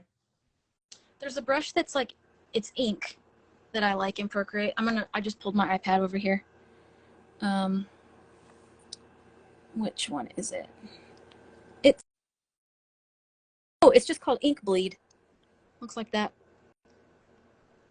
But I like that one. I can show you this. This isn't for anything other than my portfolio, and it's not done, but I'm working on, if you've heard of the book, Song of Achilles, I am doing a version of it kind of like middle grade YA, and I wanted to add that to my portfolio so I could get more work in that area. But this was drawn all with pencil and then brought into Procreate, and I've been adding color in Procreate. Is just for my reference, that little thing on the side, that's your reference image, right? That is my color palette. Wait. Okay, so maybe I don't know enough about Procreate here, and so I need a lesson. Is that just an image that has the color palette, or is that is that something you can actually put into your file that allows, like, is it a true palette? I don't know how. Okay, so both. Both. Okay. It is an image of okay, so let me take you to the beginning. In this file, I messed around to find the colors I wanted to use, and then this was the choice, these here. Gotcha. And then I exported a JPEG of just that section, and I'll take it away so I can bring it back. But over here, if you go, it's under Canvas, under Reference. Yeah. You can pick whatever you want to pull up. So I chose this image of my colors. And then, you can hold down, like touch hold on top of them to select the color, even within the reference. And then I went into my palettes. I made a new palette, and I added each one of them here. Gotcha. I've used the reference thing before. I just didn't know if it was some cool, like, new palette thing within reference. I'm like, oh, that's cool, because I like that idea of, like, it looks cooler when it's those swatches, especially against the white. Yeah. So you're not, like, it feels easier to look at. So I might steal that separate reference sort of image of the palette, because I'm not the palette selection thing in Procreate is not always my favorite. The way that it operates. You have to keep pulling it up, and I need to be able to see them all, like what I have to choose from. Yeah, so I like that. That's what I was thinking, like, oh, there's some cool new methods I've never ever seen. It is new to me, but it's simpler than what I thought it was. I thought it was going to be this, like, brand new complex thing that you have to do in order to get that to work. Just a little old JPEG. Yeah, little tiny old JPEG. Just a little JPEG. Wait a second. Oh yeah, Bear Edwards. I know that, where you can automatically pull a palette from an image. So there's a way to do that within. Where's home for you? Like, where did you grow up? About an hour and a half southwest of Nashville. Okay. Not too far. It's a place called Lobelville, Lobelville. Okay. And no red light. It's very small. That's you got tiny. When you mentioned tiny, I didn't know what tiny meant, but that's tiny when you have no red light. It's all green lights around there. Just the way that you said, just a tiny little JPEG. Just a little had a JPEG. real southern twang to it. I can turn it on if I need to. Is it like a real southern accent that you can go? In Lobelville? Like what? What? You mean in my hometown? Yeah. Yeah, yes. Like my mom and my uncle would probably need subtitles for a lot of people. What's the most like if you're in Philadelphia, like water is one of those words that people say, or Boston, it's always the like the the horrible phrase "pakaka" and HWHite. What is the like quintessential statement that is the accent from where you are from? The statement? Oh my god. Well, that like the words, like if you had to pull up. There's sank. Sank for the sink, for sink, like kitchen sink. Whoa. Okay. There's what else? I'm trying to think about how my mom says stuff. Everything's leaving my brain. Now I can only think of Pennsylvania. I was sank. Is that is a fun one. Down yonder. Right there. Do you say fixin' to? Say what? Fixin' to? Fixin' to? Oh yeah. Like yeah. in Texas, yeah, I know my brother has slowly started to say that. I'm fixin' to.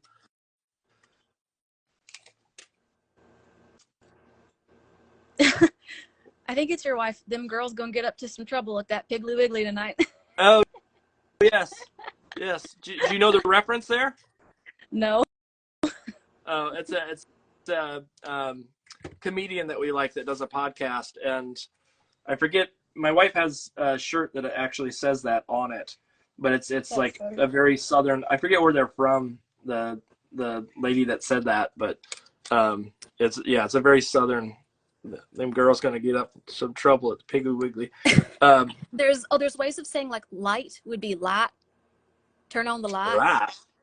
And then like oil, like motor oil would be oil. Yeah. Give me that can of oil. Mm-hmm. This is all fun and fast. I know it's probably like you're like, oh man, we're talking about the accent again. This is all fun and exciting to me because I love a good Southern accent. And wait, what do you call a fizzy fountain drink? So I just call it whatever it is. But I guess I would say soda. Soda. Oh, but that's just me personally. But yeah, I know people call them a Coke. All of them are a Coke. Okay. And the other one that we love when we go down to my parents is sweet tea. Yep. I want a sweet tea. Get you some sweet tea. Yeah, sweet tea. And that was a shocker for my wife. When we went down, I don't drink tea, but how sweet tea actually is. I don't like it. Yeah, it's I know that it's like having soda basically. Yeah. But it's tea instead. But okay.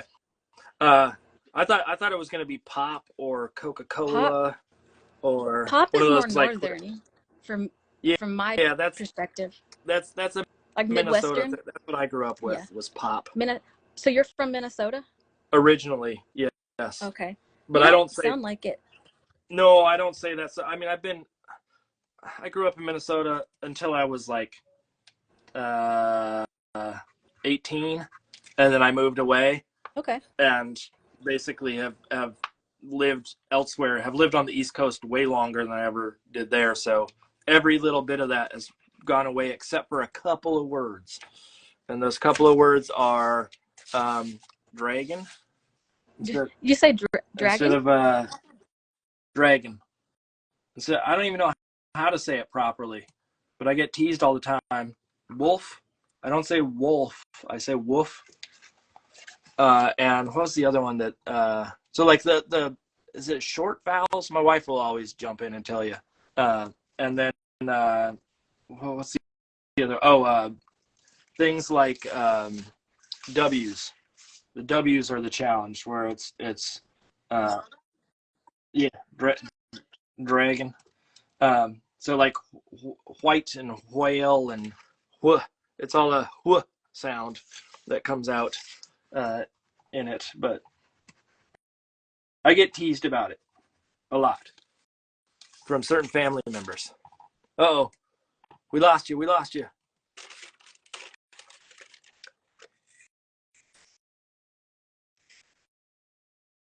We're going to give it a second. Can folks hear me at least right now?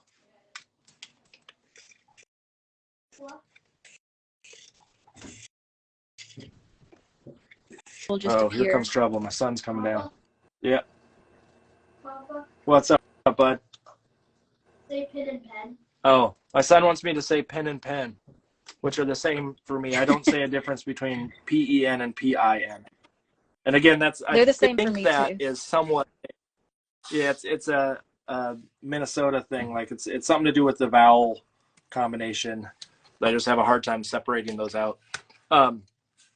Is there, going back to sort of the art world, is there any of your, now I'm going to try to combine the two conversations, ready? Because we're talking about where you're from and the voice that you have and the accent. Is there a vibe that you try to get when you write your books that is like distinctly you? And what I mean by that is like, yeah, like when I write, I try to write with a little bit of a voice that's me, like it's kind of nonstop, which I know is my wife, I'm sure, understands completely. But that idea of like, there's a tone that I'm trying to capture in the writing itself. And I'm wondering, do you have that same sort of like desire to capture a tone? I think I can answer it. I love an unreliable. And then I love a specific word or a specific description or something so specific it's kind of absurd. If that makes sense. Yeah, give me an example. So in the book that I'm pitching, there's this lion, right?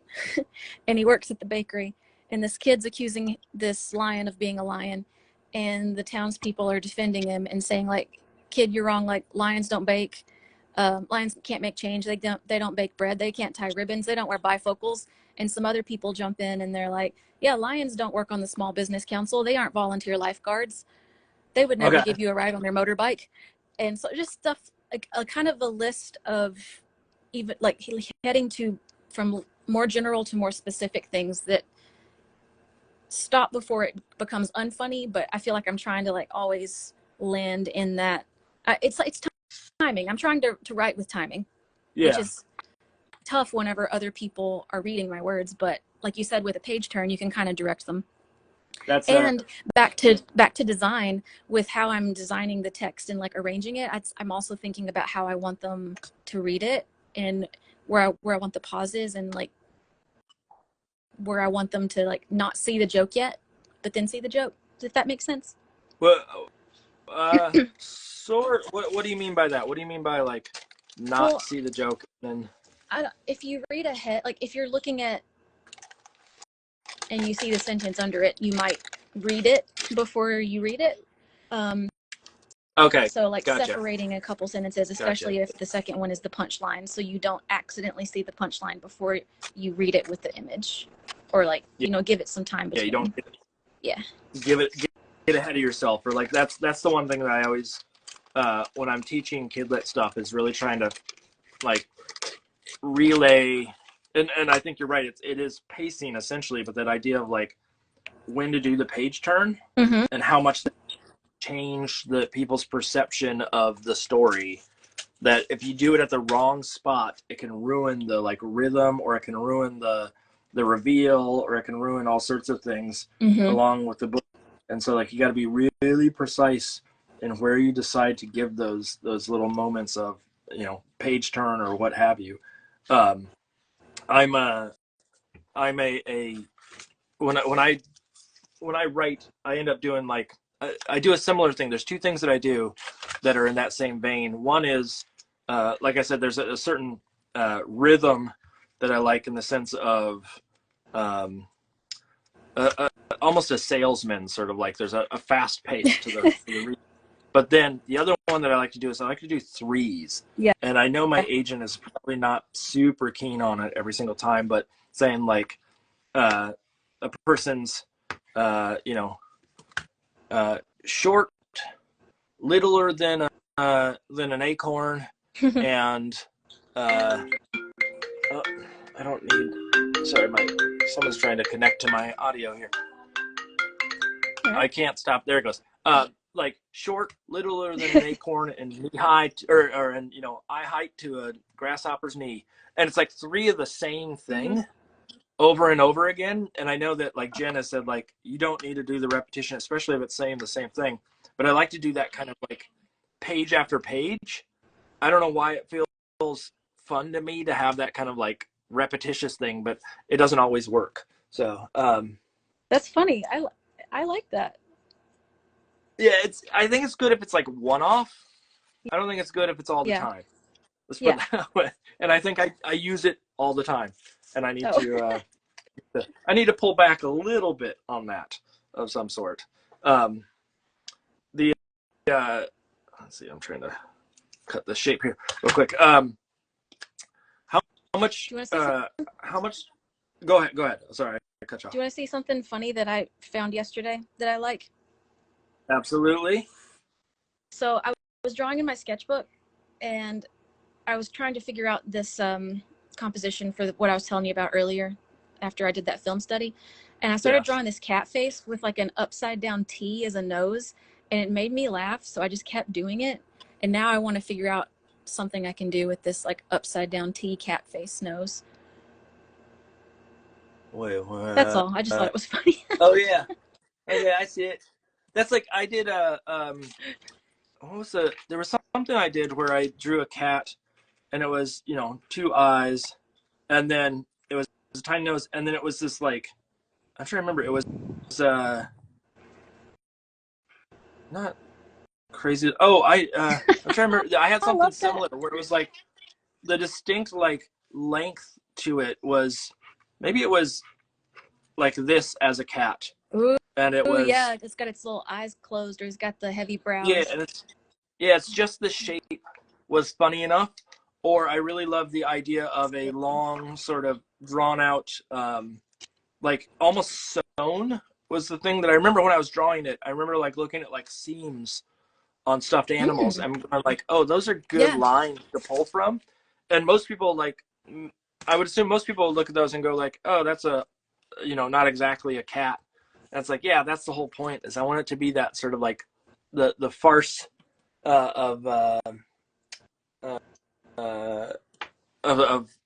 what a cat can be by going through it and sort of changing up the perception of the standard visual. Let's put it that way. My wife's saying, is it worth starting a third session just because of the audio thing? But I at this point, I think I don't think it's going to change anything. It seems to be so consistent altogether all day long that if you're okay with it, I think we just go and we just deal with if there's any other little hiccups. Yeah, that's fine.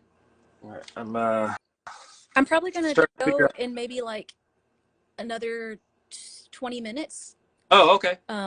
Okay. If that's cool. That is, how could you? How dare you? I'm horribly offended. So tell me, since we have 20 minutes, you got 20 minutes to get something off your chest. No. Is there like hopes and dreams for your like specific books that you want to write? Is there, like I said earlier that I want to be taken seriously sometimes, and at some point that would be fun to do. But I also know that like that's not my market right now. My market is the silly and goofy and whatnot. Is there a genre or a thing that you would like to try in Kidlit that you just haven't had the chance or feel like you could pitch to the art director? Is there anybody that's out there that watch this? Like, hey, you got to give me a chance on this because I would be stellar at it. I got a million ideas. I want to do funny books. That's what comes to me first. And I want to win an award for a book with humor. I want that award to exist, and then I want to win it. Yeah. And that award generally doesn't exist all that much. Yep. So I would just love to be able to work on funny books with that are kind of character driven. And then, oh, my husband just got home. If you hear something, but what else will do? I would love to. So I like languages. I would love to do a vocabulary book, kind of like the Richard Scarry Book of Words, but with my own world that I make up. Like made up words, like made up vocabulary. Oh no, the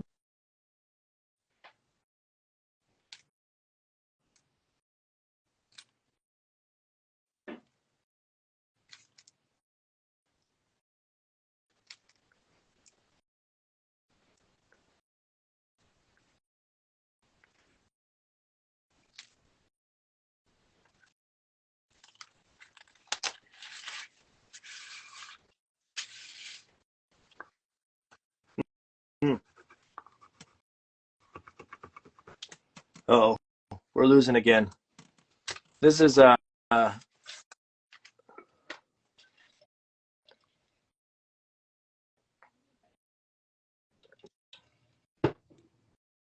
hear you, Lauren.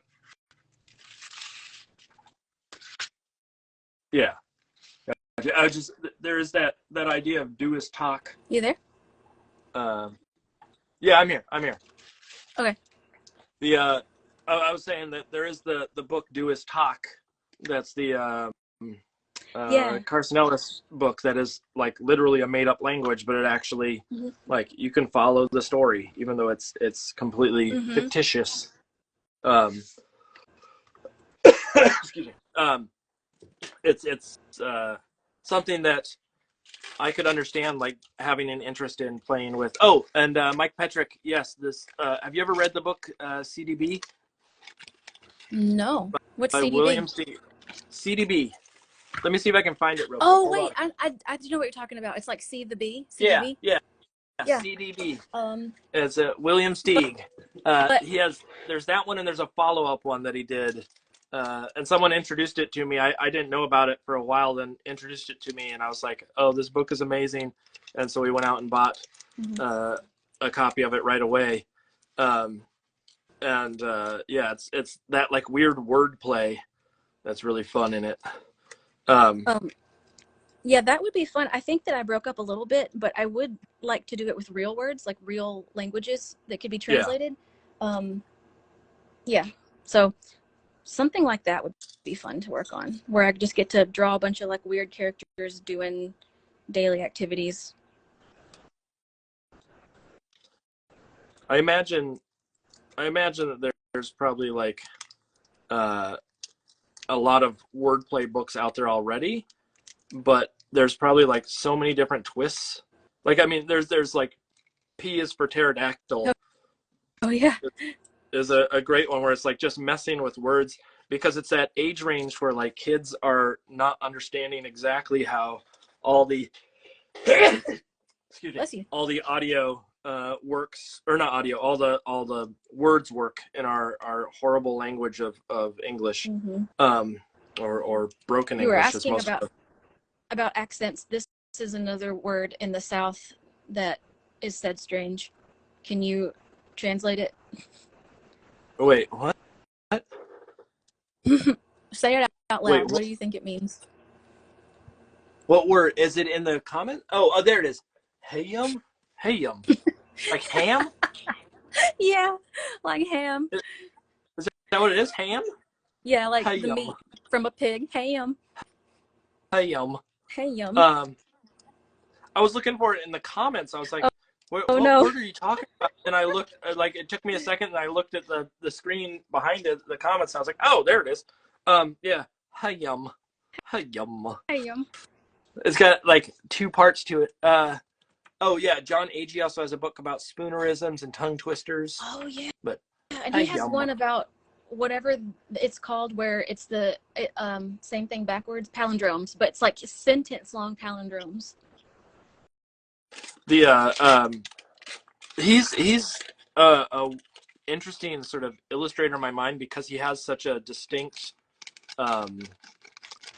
like his aesthetic is so, what do I want to say? Not necessarily like loose, but there's a distinct look to that aesthetic where it's just like, you can tell he just had pencil, like a big old graphite stick, and had fun with it on all of his books, that I wish I was that confident, let's put it that way, to be able to do that kind of, well, I want to say just work in general. Yeah. Let's put it like that. I'm trying to figure out how to stick this down and actually cut out all of this.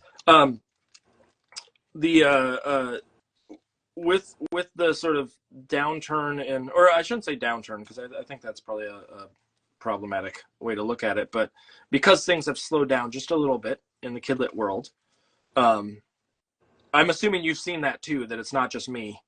Oh yeah, like, it's everybody.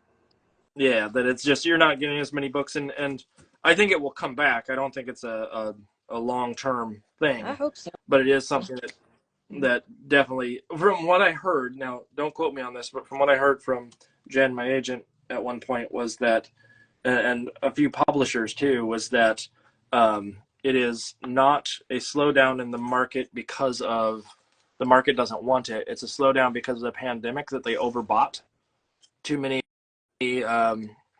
books during the pandemic, based on the supply chain, that they weren't able to get the paper and they weren't able to get stuff out at the same rate that they once did, and therefore they are playing catch up to all of the things that they had already bought, and until they get those through the system, that there's probably a slowdown accordingly. Yeah, that's I don't know if that's what I heard true too. or not. Yeah, I mean, I hope that's true. I hope that's what it is. I don't want it to be that the industry has slowed down completely, but it is definitely a challenge for those of us who like try to survive off of our illustration freelance careers. Definitely.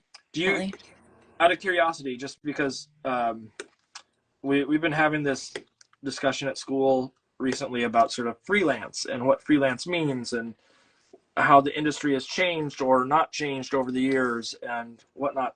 How much does freelance scare you just in general? Because I think it's an interesting conversation about just like gig economy. Everything's going gig economy, but there is not always the consistency there. And how do you deal with the stress of it, I guess, is the better question. Not necessarily scare, but the stress that relates to it. I mean, not well. I just end up working a lot and being scared about a lot of things.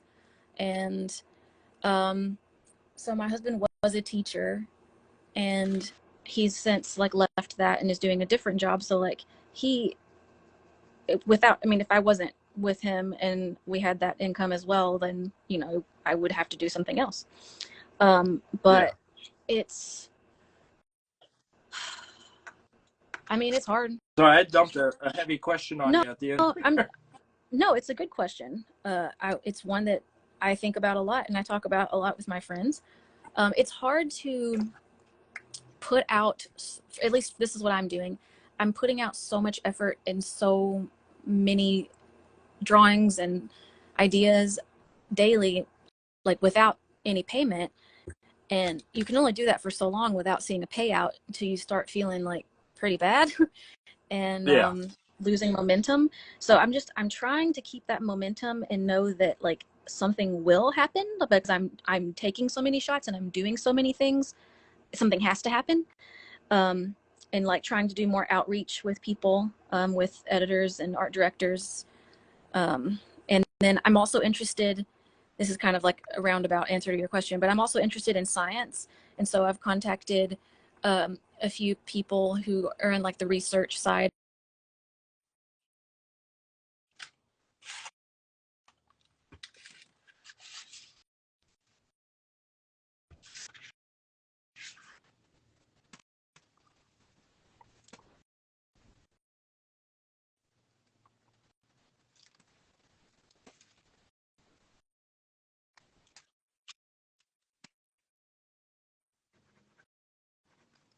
Oh, we lost you.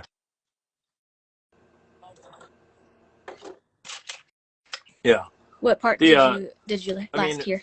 A lot of these skills can be translated to other things, but I know that there's a lot of people that want to just live in this world of kidlit, and it's challenging on a daily basis to know that there's irregularity to kidlit or just freelancing in general. I don't mean to like pinpoint kidlit as the only thing that's going through slowdowns, and it's just the ebb and flow. I mean, we were lucky enough, and I don't. When did you start in kidlit in particular? 2017. 2017. Okay, yeah. So it's around that time frame, it was very much a robust, thriving. I don't want to say like that it was amazing, but I do know that there was a lot more work that was pouring out to illustrators at the time, and it slowed down. But I also think that give another 2 years and it will be back to what it was, and then it will ebb and flow like that forever. And as long as you have diversity in your income stream, then you're probably going to be fine. So yeah, I hope it does, and I hope AI.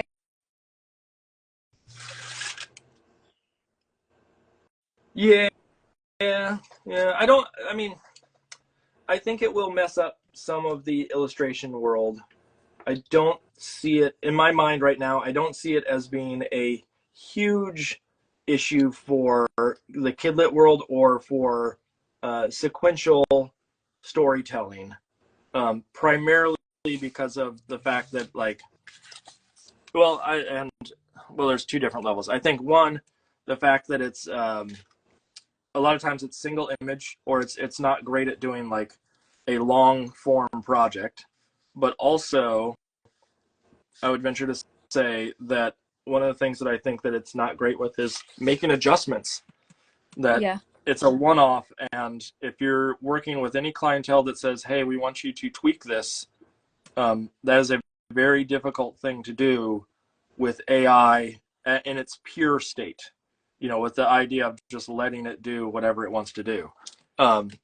There's ways to manipulate it, but that requires a human to do that. Yeah. But I just think that there's a point of when you work on projects like the ones that we do, that there is a collaborative element that has to happen. And the computer is never going to be able to manage art director notes in the same way that a human could, or to make those adjustments without some serious work on the programming side, let's put it that way, of AI, that I think it will take a long time. And by then, I don't know about you, but I've seen enough instances where like industries have gotten pushback about AI that I have a feeling it won't live on as long in the art industry as some people predict it will, or it won't live on as a mainstay in the art industry as some people have been predicting. I hope so, because I know that it's not really usable, a lot of the stuff it makes without some sort of editing. I mean, what publisher right now is going to say, yes, I want to use that when there's problems with copyright ownership? Yeah, you can't sell that. Yeah, so like I don't see a publisher right now that is worth their weight going, yes, let me use that knowingly.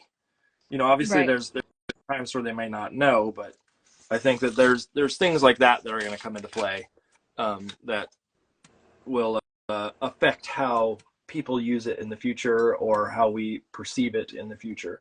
That's a dark topic, man. Okay, let's lighten this up. Look at these cats I drew. They're mad.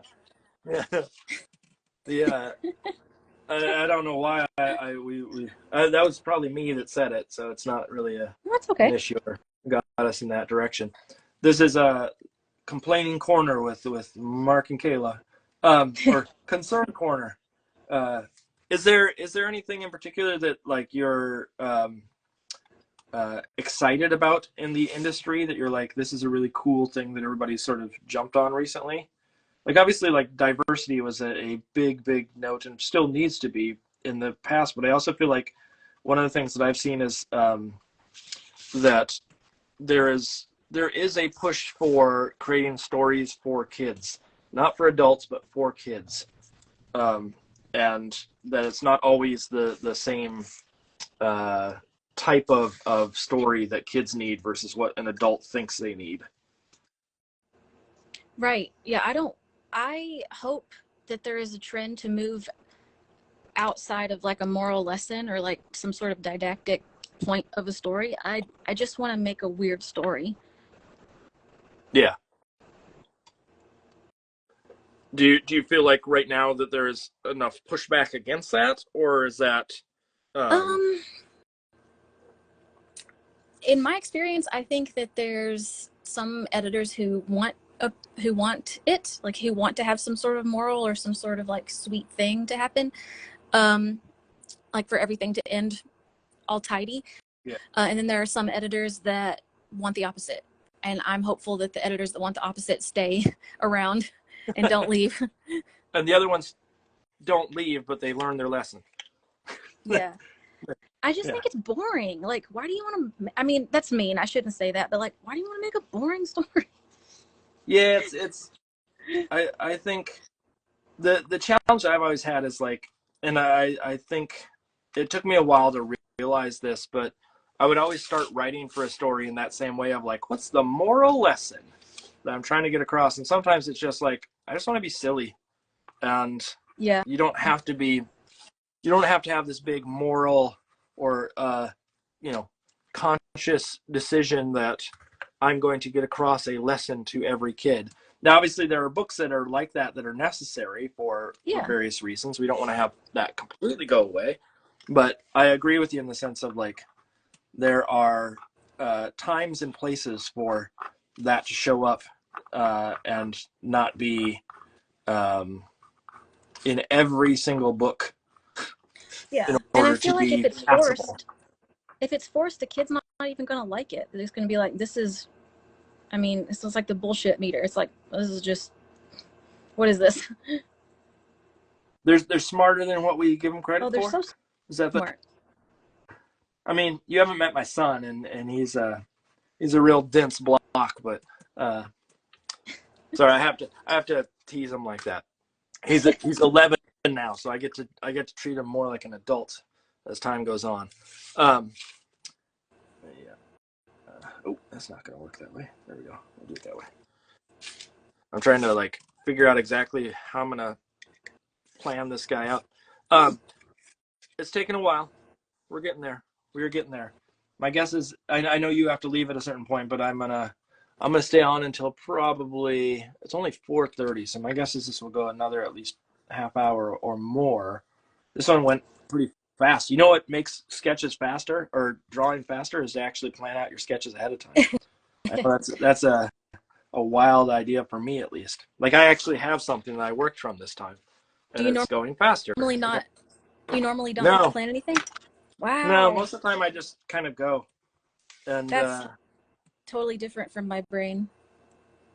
Well, I mean, when I'm working on a book and stuff like that, I definitely have something that is planned out.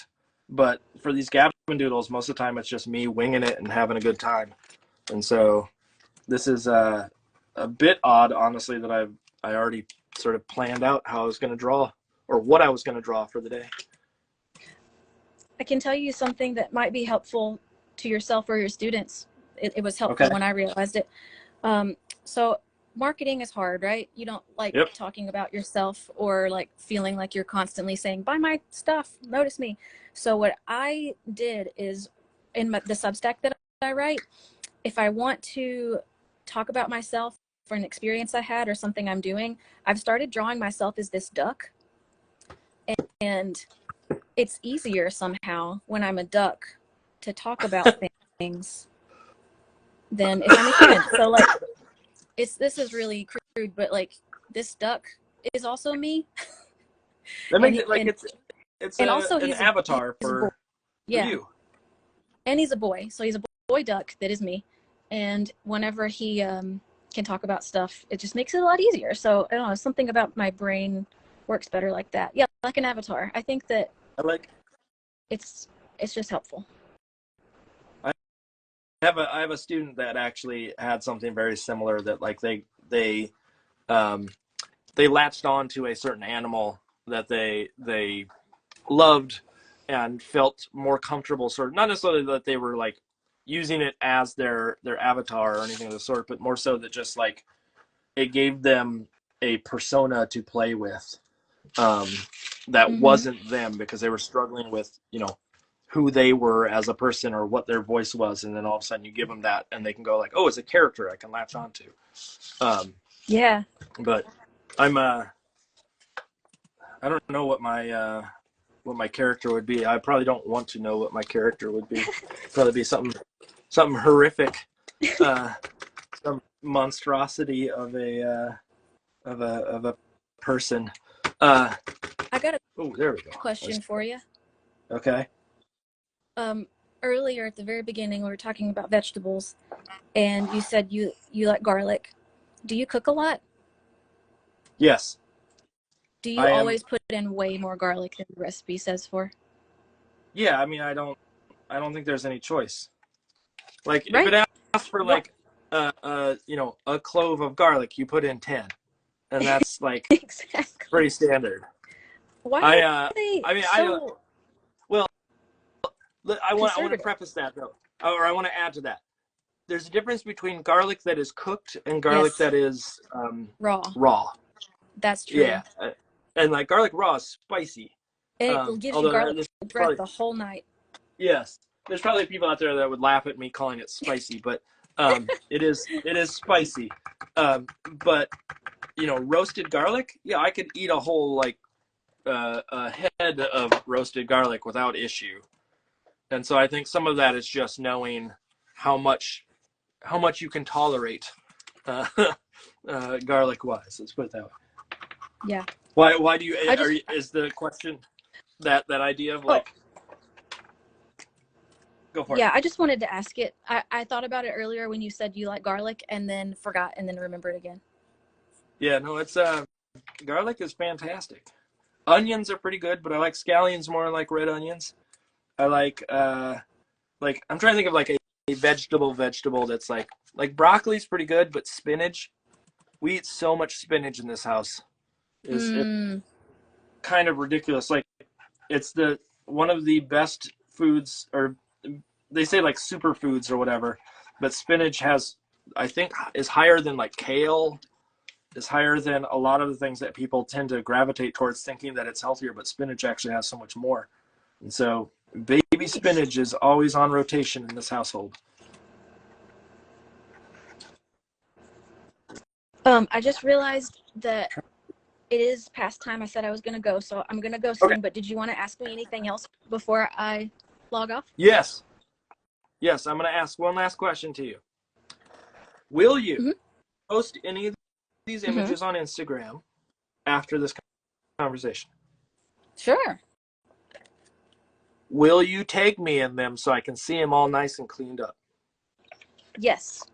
Beautiful. That's the big question. I'm gonna do the same thing. When I'm done, I will tag you with the piece so you can see this once it's actually done. But it will be a while before that happens, because it will probably be a week or two, because I'm behind on how much stuff I have to post. But yes, I would love to see, because I've been watching, but like I feel like I can't track it all the entire time, and I want to go back and like really look at these images. So, otherwise, it's been an absolute honor to have you on today. What?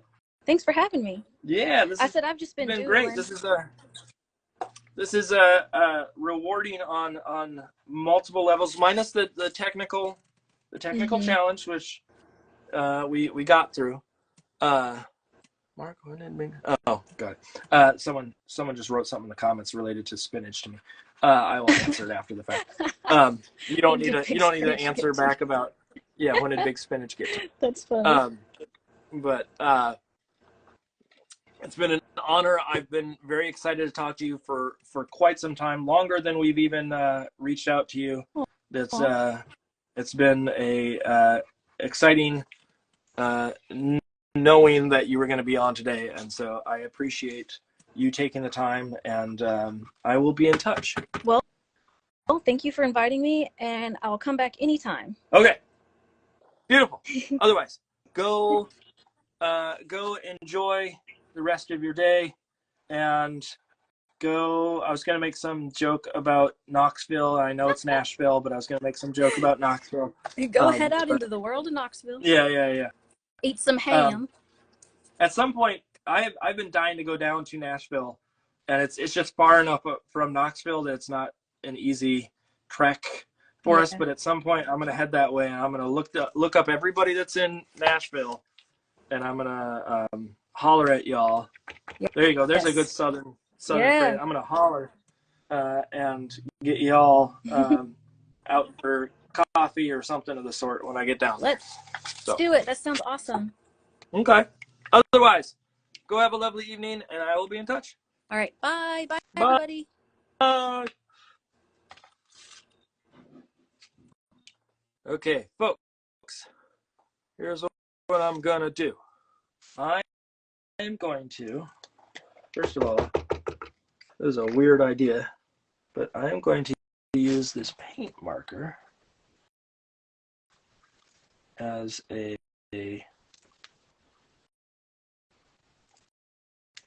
pile of paint on my palette. I just dumped out a bunch of it out of the marker. I'm trying to get it on these guys so they seem a little bit more dimensional down there. Okay, so again, I apologize to everybody for all the technical difficulties at the beginning. It looks like it's still having issues. And so what I'm going to do is I'm going to start over a third time, and I will continue from there. So what I'm going to ask everybody to do, anybody that wants to continue the conversation, is to wait a few minutes. I will be back. It will show up again in your feed, and I will go from where I'm at and finish this piece. All right. Y'all have a good one for the short time. Hey, everybody. Ooh, I just got a big old splotch of paint somewhere I didn't want it to be. And you didn't see that because we were off air. Off air? We're not on. Well, I guess we're on air. Anyways, this is part 3 of my Gab Doodle. We just had on Kayla Stark. Let me show that book again. Kayla Stark, right there. And they had to jump ship, and now it's just me, little old me, for the rest of the time. And I'm going to continue to work on this piece. If you would like to ask questions, I will put a thing in saying "Ask me anything" into the comments and pin it here real quick. Sorry for the wiggle. And you can ask questions, and we can chat. And hopefully, we don't have as many technical problems as we did in parts 1 and part 2. Hopefully, just because it's just me, we won't be having as many issues. So, I did make a mistake up here. Not a mistake, but there's a splotch of paint that somehow ended up over here. I gotta see if I can get rid of at least a majority of it. There we go. That'll work. And I can tweak the other, darken it in, so it's not as noticeable as other materials. There we go. Good enough for now. So, here's what I need. So describe what's going on in this piece. That's what Mrs. Hoppy said. Well, hello, Mrs. Hoppy. How are you? I haven't heard from you in ages. What this piece is it's this right here. It's this sketch. It's a crocodile that's trying to get some sun through the, what do you call it? Through the sewer grate. There we go. And it's dreaming. You can see it's got, there's a little poster over here that's island getaway. And so what I'm going to do is put some other things like SPF. It's got some sunscreen here, and it's probably going to have some sunscreen on its nose. And things of that sort. Things of that sort are going to be the go-to for this sucker. With that idea that this crocodile really wants to get out of the sewer and live its life out in the sun. But he's trapped. So, Kyle Bodette. Hey, Kyle. Sorry if you already answered this, but how do you like Posca markers? I bought some this week and I'm not really jiving them with them yet. I assume that's what you're saying. They're challenging. I really love the where I love Posca markers is not in the like the like I'm gonna fill in a big patch of color. I don't think that's what they're good for. What I like them for is rather than having to get out a brush and like a liner brush or things of the sort to get a really consistent line, it's nice to be able to just go and draw a line in with something like this. Where I have problems in particular that becomes challenging is because I'm working on a surface that does have some like remnants of glue and some other things for sticking down some of these elements. Sometimes it doesn't stick or adhere in the way that I would prefer, and so like it's not as consistent as I would want, and so that's the challenge for me for the most part with them. I also find it challenging just because they don't have every color that I would want out there. And so I'm constantly having to sort of bend a little bit with some of the colors. So like today, I would love if I had some of these like earthier greens, and the closest that I can get is this one, which looks like it's not too far off. But then when I go put this down, it's really, really dark. And so I wish there was like a way to, or I guess a better selection of colors. Let's put it that way. That doesn't mean they're the worst in the world of any sort, but I wish there was a broader selection so I could get more finite with them. But what I have found is, especially if you like go put some color down and then you put some other color down and you take a brush. So I put those together and then I go take a little brushy brush here. Let's go grab this. That I can start to blend and actually make different colors and tones with what's there. So like if I want to, let's get a little bit of brown there. I can actually, get some earthier colors to get in there and get the colors that I need in the background accordingly. It takes a little bit of work, and so sometimes I'll put them on the palette, sometimes I'll put them in different locations, but they're not the answer. Let's put it that way. They're a thing in my arsenal. They're not the perfect answer for what I wanted at the time. But I do use them. I just use them in a way that maybe is not as standard for what people would like. I see them so many times used in a way that's like a graffiti-esque sort of setup. So let's see. Monkey and Taka says, I bought some places to try today. Normally use liquid text, but they are very glossy. Places? I'm not sure. I'm assuming that is a typo, and I'm trying to figure out what that. Oh, Poscas. There we go. I see it right below. They are. I mean, they're acrylic, so they're going to be glossier than just gouache or things of the sort. Now I use a mixture of gouache and acrylic on a lot of my work, so it's not as much of a challenge for me. Like the gloss, I also paint super thin with them, so I'm not like filling in a big block with them. I think the closest I got were like these little black bars, or whatever you want to call those, joints on some of the pipes here. That's about as dark as or as big of a chunk as I generally get with them. So it's not like I'm using them in a huge stint, but some of the colored pencil also puts down a little bit of sheen or too much. Like I'm using some heavy body acrylic that puts down a sheen every once in a while, so I'm not threatened, let's put it that way, by them all that much. One of the challenges that I have in general with the work that I do is, again, trying to get consistency in color, and the only way that I have found to make that work in a way that's effective for me is to actually be inconsistent. And so that's why texture and things like that have become so important to me. And once you start adding that in, the sheen or the irregularity in the paint that you're using becomes less of a challenge.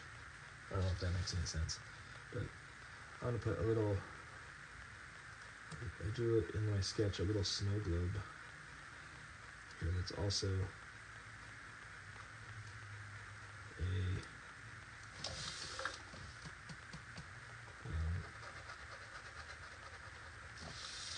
a little island or something of the sort, like the sun. I want the sun to be important. So here's a question I have for people that are watching or people that are tuning in. This is sunscreen. It's going to say SPF on it. I have my marker here that can say like sunproof or sunblock or something of the sort, and it needs to say SPF and a number.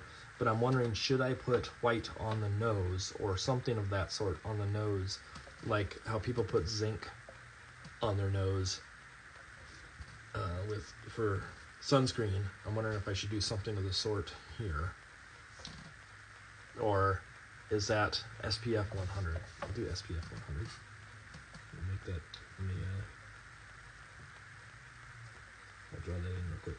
This is where I would normally, for Kyle Baudet's question, this is where I would normally bust out a like little tiny liner brush to do Croc sunblock. Ooh, I like Croc sunblock. Yeah. To do all the lettering and things of the sort on something like this. But because I have this, it's so much easier. I don't have to get out that little tiny brush to get it to work. There we go. Get my SPF. So do this. Let's see.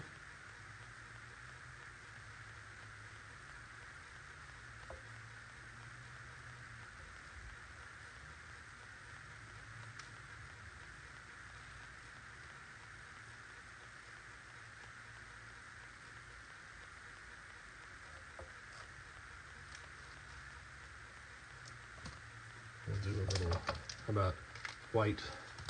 I got my little white in here, and I'll say Crocs.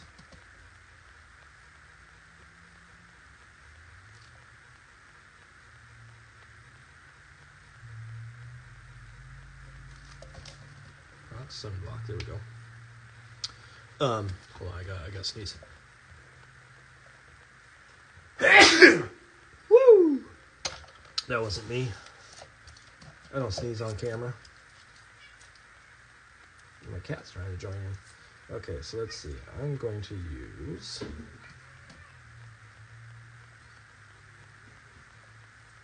a little bit of this, and let's see what happens if I'm going to use a brush here just to get some.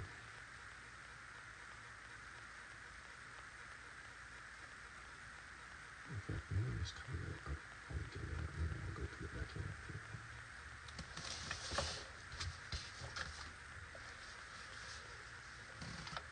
What other questions do we have, folks?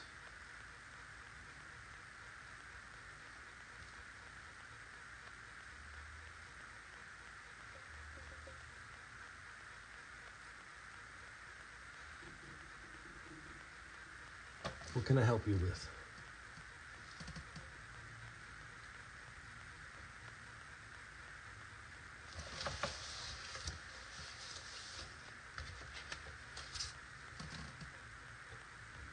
What I'm trying to do is get,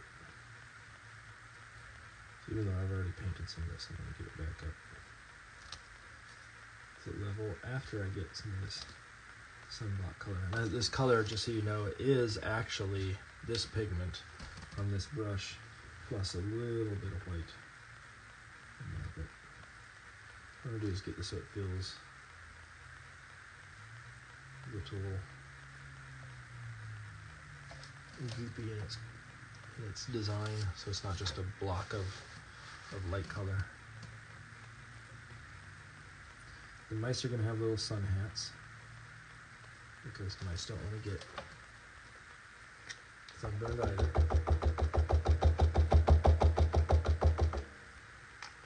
No one wants to get sunburned.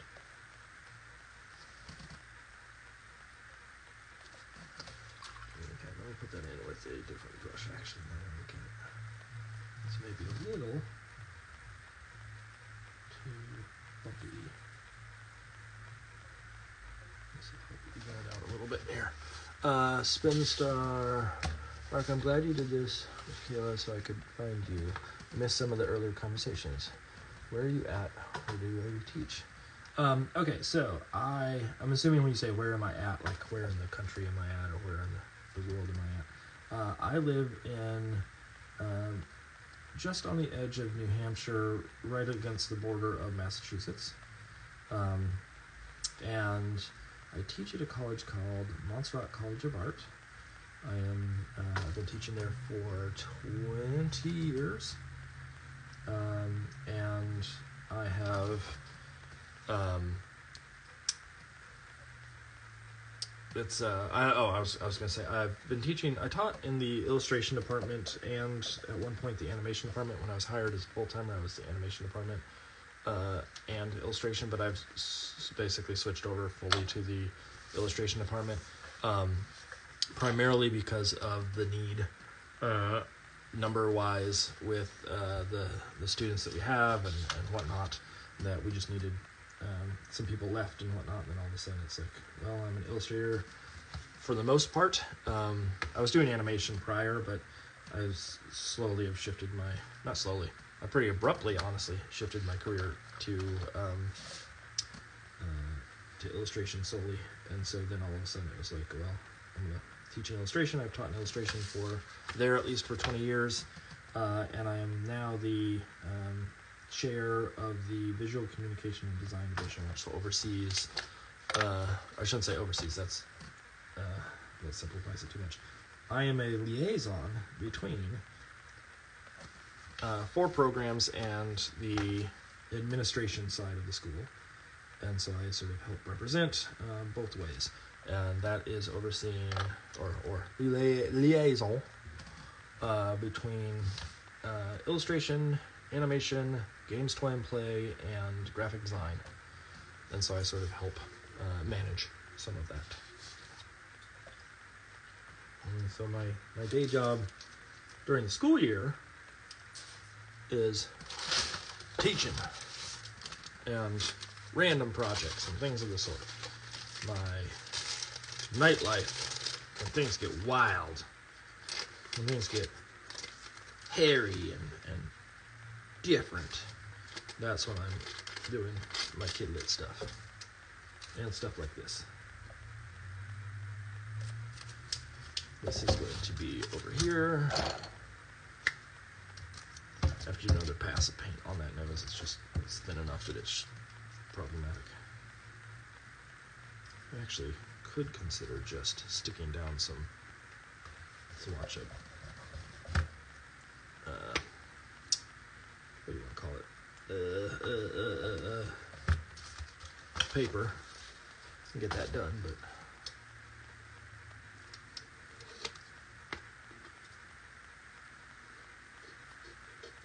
I got the heart of this piece done. I just have lots of little details I gotta do. Like I gotta spell out, there we go. I gotta sell out. I'm such a sellout. I need to do some tweaks to faces, but also like some things to make it feel more slimy and gross down in the sewerness.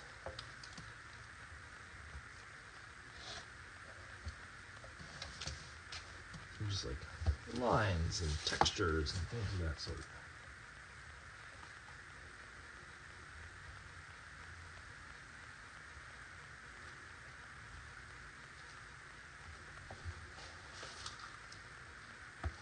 To set the mood.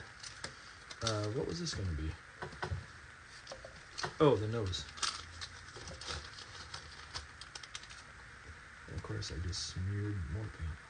That's the problem with Poscas too, is they don't always dry the fastest, and then you smear paint and it's a mess. But we will get there. So here's what I'm going to do. I'm going to cut out this nose, I'm going to stick down the nose, and then I'm going to cut it around it after the fact. So if I do this, then I can go cut out the shape. That'll work. That'll get that nose bright and white. What a good show tonight. Okay, what other questions do people have? You gotta make this entertaining for yourself by asking questions, folks. Amanda Toollatch, how are you? What was that voice?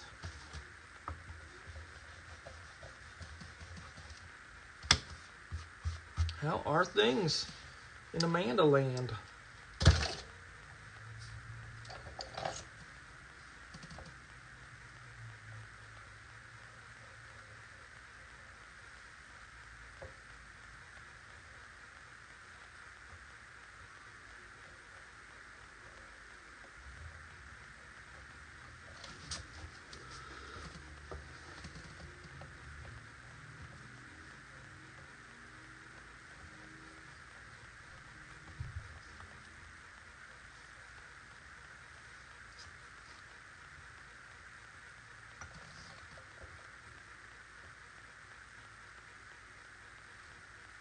Where are my cutting skills? Let's see. That's not too bad. I'm gonna clean up a little bit.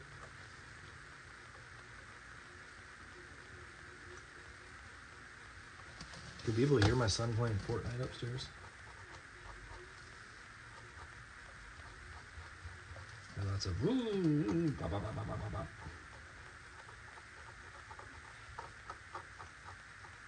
Because I sure can.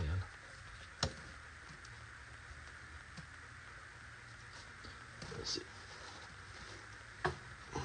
All right. Yeah.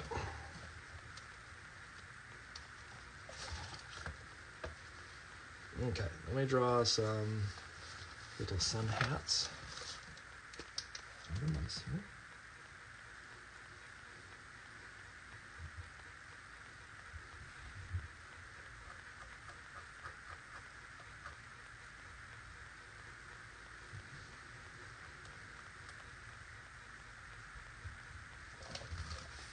Got a little sun hat like that. I think we have one.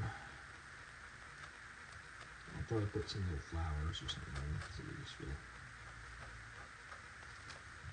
more like little sun hats. Maybe 2 little eyes.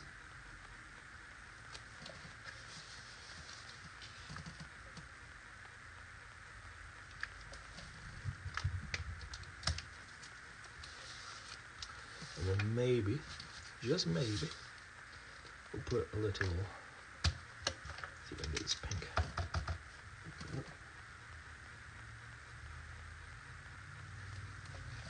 Little pink nose.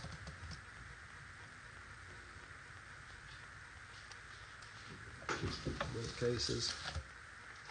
Those eyes could be a little bit bigger now to look at it.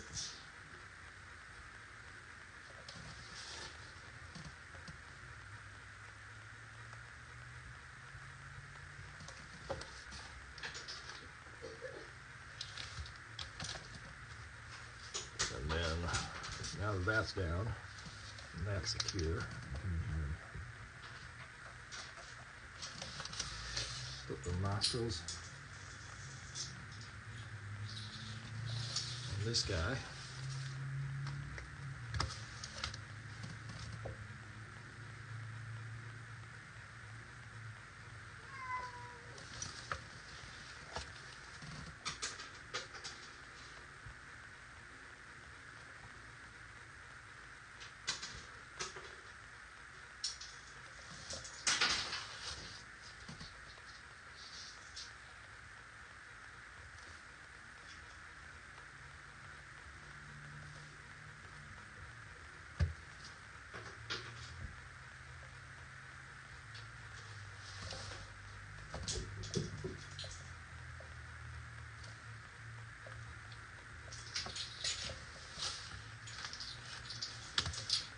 And let me get in here with this.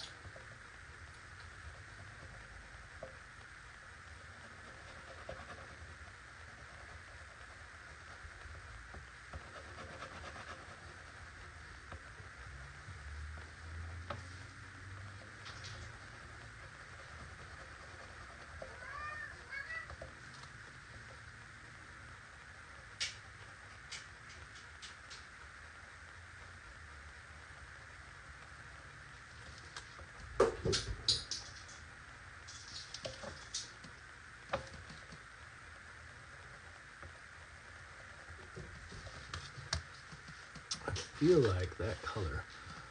Spencer, nice to meet you as well. I'm trying to figure out color-wise if this is the color that I want on this or if it's too much. I can always tone it down a touch, but I think it's a bit too much right now.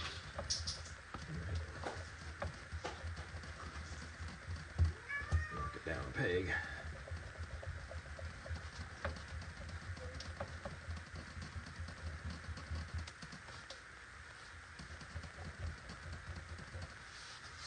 It's a bit aggressive.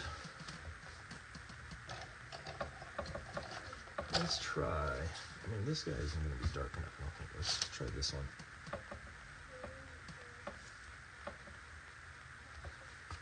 That's maybe a little better. Let's see.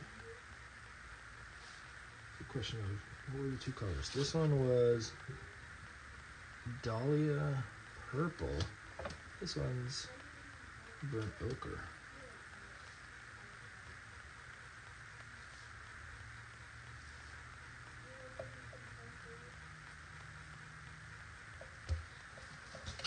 It's better color on top of what's here.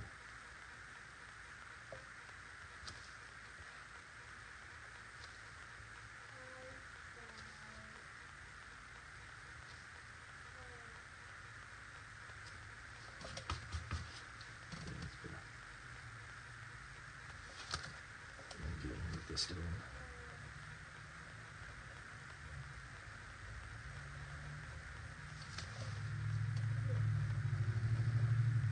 Get these so it feels a little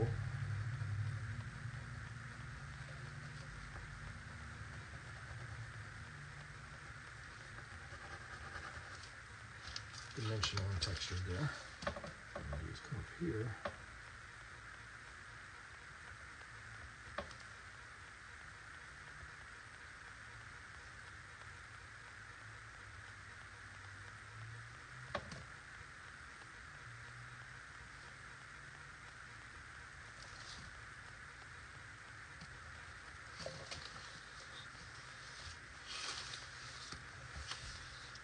Same color up top, minus tone down actually what's on the white because it's too much right there. So that's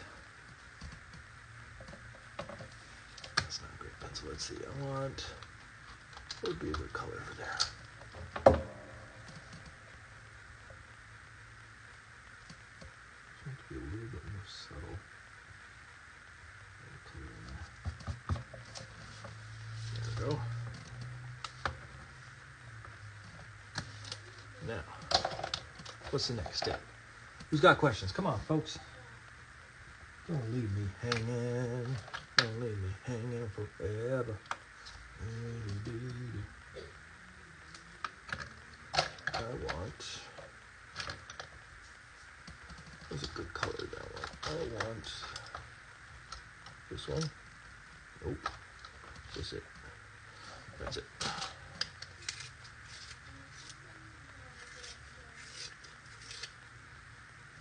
That's cool, it just broke.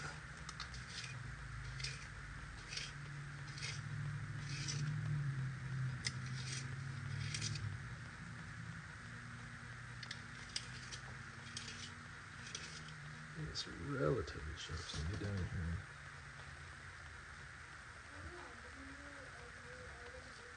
Shade underneath those fingers.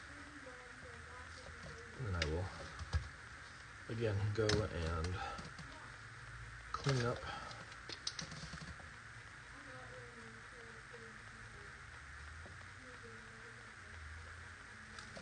there we go. Little hole on the end of that.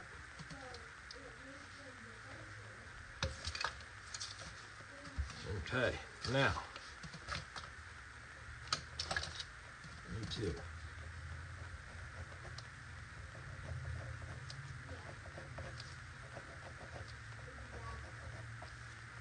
Some sunbeam stuff.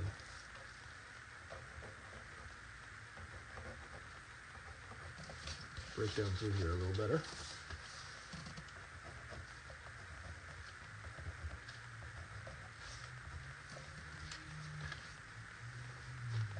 Okay, now let's see. What else can we draw in here? So I need ideas. For those that are watching, what I need from folks is I need ideas for what I can draw in here that will give the sense of this crocodile wanting to be out in the world where it's nice and sunny. And so I need ideas of like cute little scenes or those kind of like, I don't know, things that could be added to this to help sell that this crocodile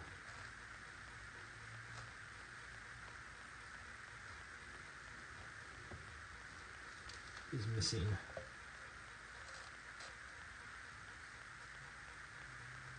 There's a surfboard stuck in there.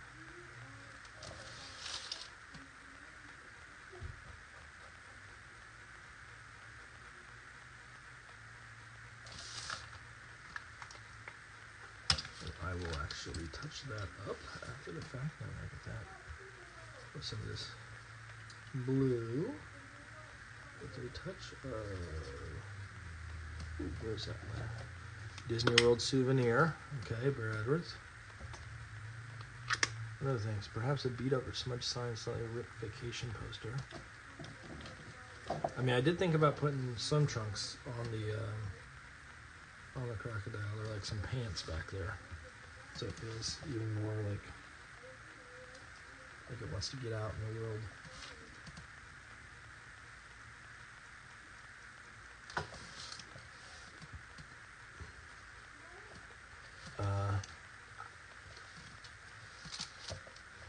I can make the sunbeams lighter. I see that one. First, I'm going to dry this because it's a little bit problematic.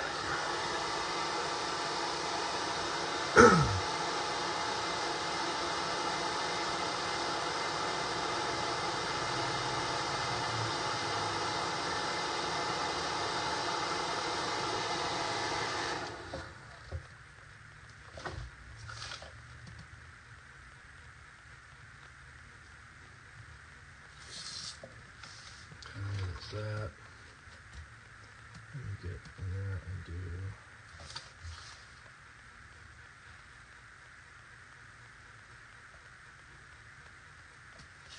color of sand. A bit more of a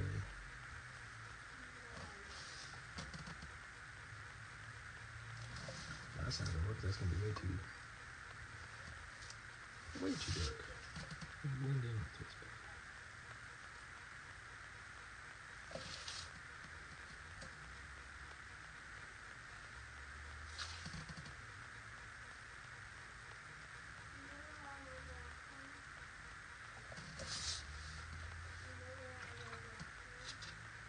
Let's get some green.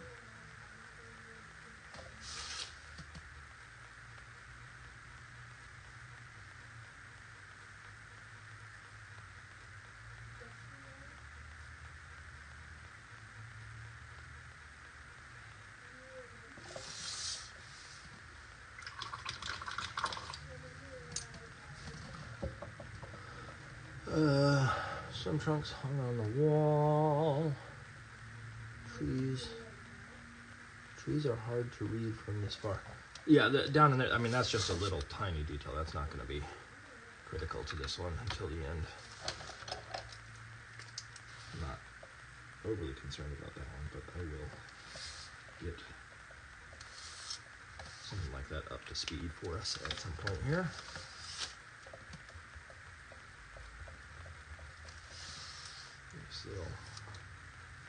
Something like that. I'm trying to think of like things that could be like hung like a banner, or I know you're not being critical.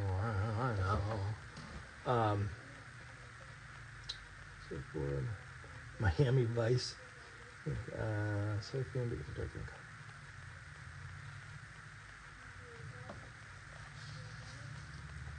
I feel like I need some stuff that's like up in here. I could maybe even point down that direction. All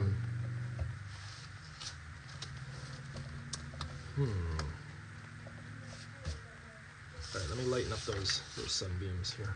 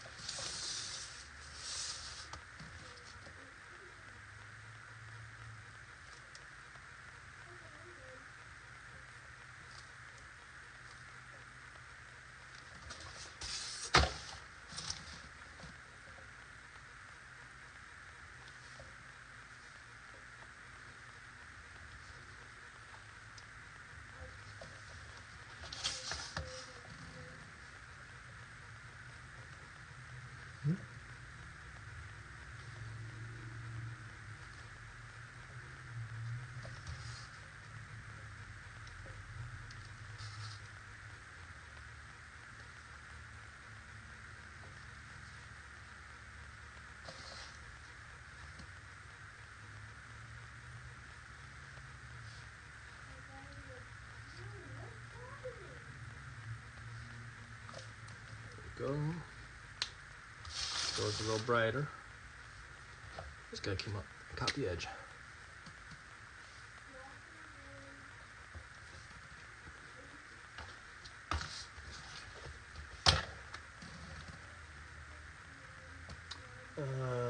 Key West pennant. Yeah, that'd be good.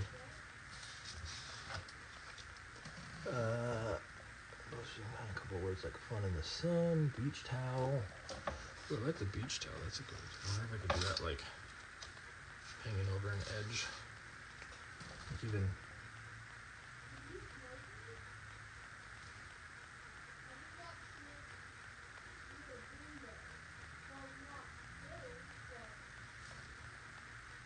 Even just the hint of like little things like that would be good.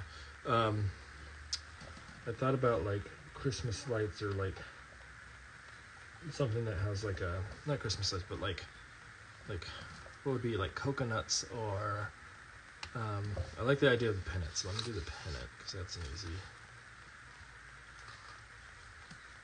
And I could have literally like a thing sticking up off of this or off of this that has like a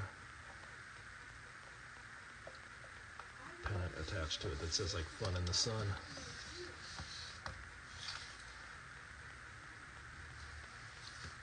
Let's see what I can do color wise for that. I like the idea of like the bright white, honestly. I thought I had another scrap of it out here. Maybe not. Maybe I don't. Or the pink. Ooh, can I get the pink? What about that? Where's my scissors? My scissors. Palm trees on a string. Yep, that's the other idea that I thought about was just like something silly like that. It's just hints at the idea. So if I did something like this, where it was like, it's funny because it's like purposely angles you down into a crocodile, which is actually probably not a bad idea. Like it literally points you that way. What I'll do is I'll strap it so it's like hung up with something there. I'm gonna make it maybe a little bit more of a different pink though, because I think that pink is maybe a little bit of a challenge. And so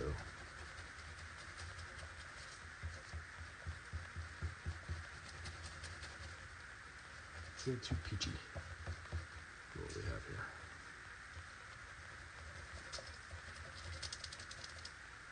And then what I'm gonna do is I'm gonna take a yellow like this. Ready? Oh, you are in for a treat, everybody. Wait until you see what happens. I'm gonna take this yellow like this. I'm gonna stick it to it. A Baywatch poster. Sewer watch poster. Just a picture of a scantily clad crocodile with things on display. Yeah, I said it that way. So what? Lady, except it's lady Crocs and bikinis. Yeah, exactly. You get, there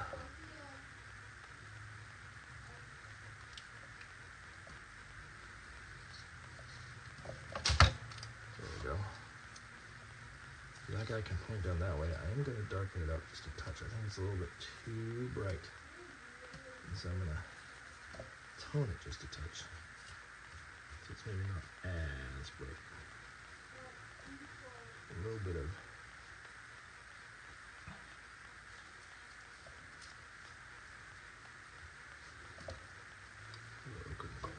better. That's better.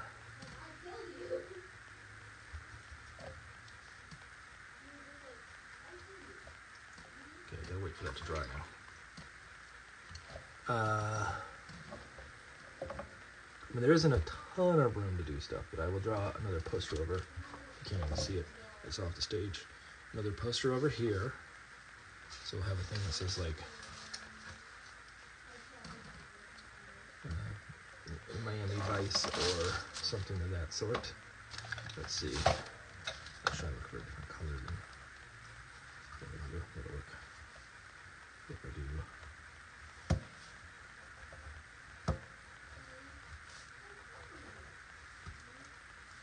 So if I do, what could that say? When I type something before I say leg feed, and it looks like I just repeated what you said. How dare you, Lauren, just constantly repeating stuff. So here's what I'll do. I'll do a M.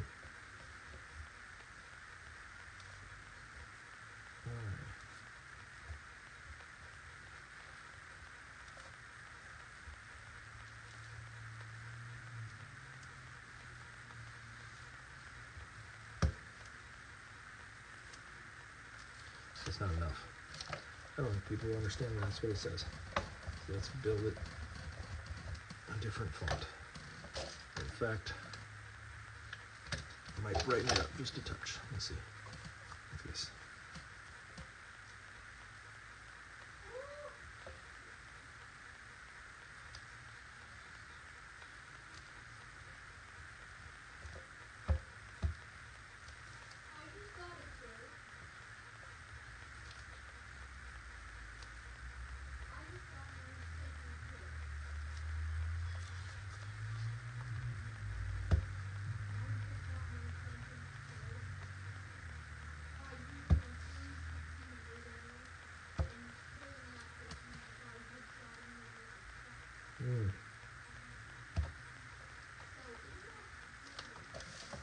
I don't know if everybody can hear my son up there, but he's talking about interesting stuff.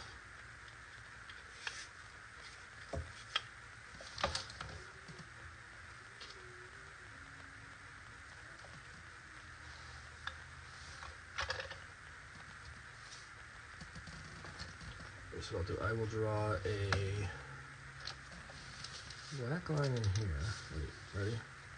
Let's do this. You should be there.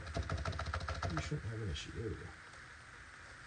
So I'm going to do is draw anything like this. So I'm going to go back in there, and that'll have some little palm trees and things on it. So let's do those little...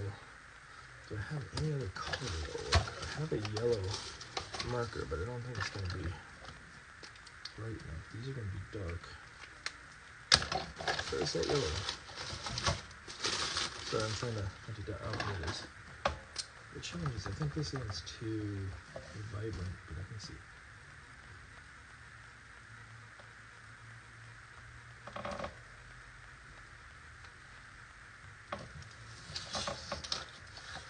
It's not bad. I could actually use it as highlight on some of these, some other elements in here.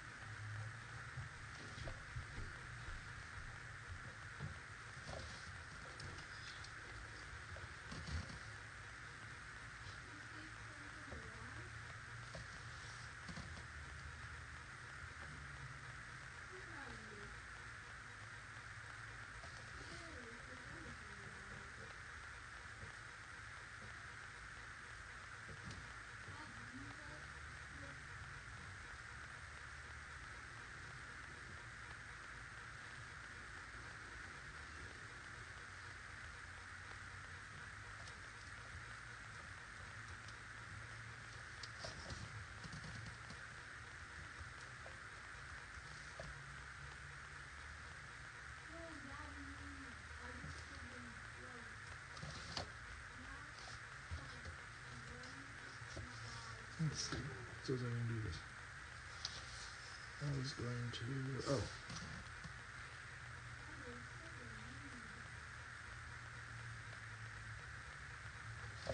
like little fingernails.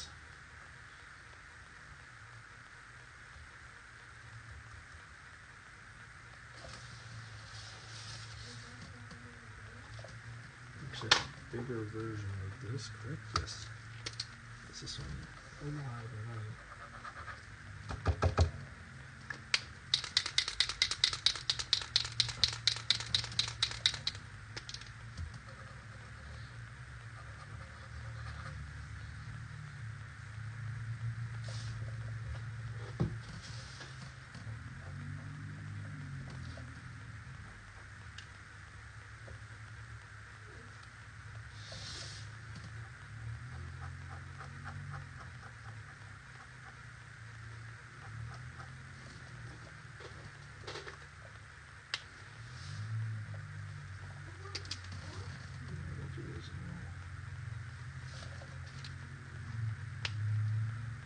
Bit much. Let's see.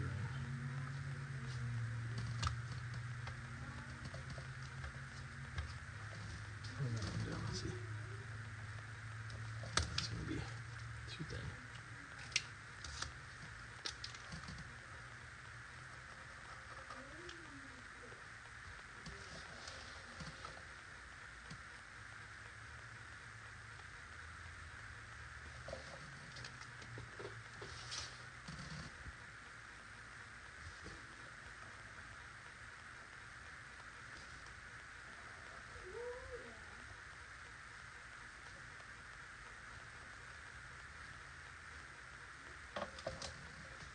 Little sunbeams coming down in. Made by Amazon. Yeah. There you go. Really nice colors. Well, thank you. I appreciate that.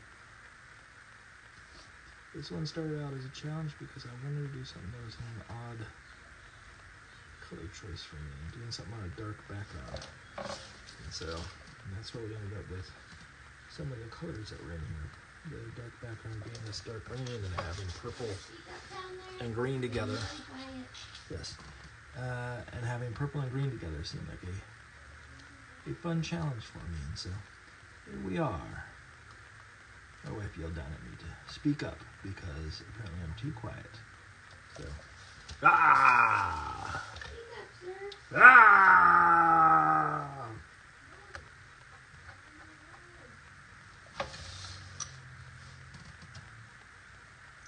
Second, and I will look more at what people have written in the comments.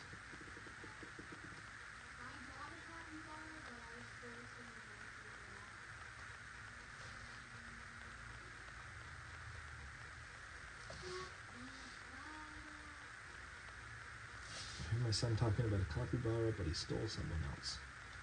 I don't know what that means. I'm not sure if I want to know what that means. It sounds like absolute nonsense. You ask me. Let's see. Okay. I'm supposed to talk as loud as I did when I had a guest on. Hello, everybody. Let's talk. My summer, Anita. Hold on one second.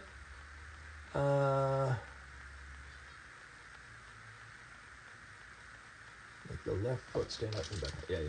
Got it. My summer's been good so far. How about you? I've had a chance to sleep, which has been quite helpful. I've had quite a bit of time to sort of catch up on a few little odds and ends around the house, but there is more that needs to be done. There's always more that needs to be done, but we will get there. Oh, you know what? This guy's probably ready. Let's see. Oh, not quite yet, but it's I can hit it with the hairdryer and be done with it. Let's see. Yeah, I'll just hit it with the hairdryer real quick. Hold on.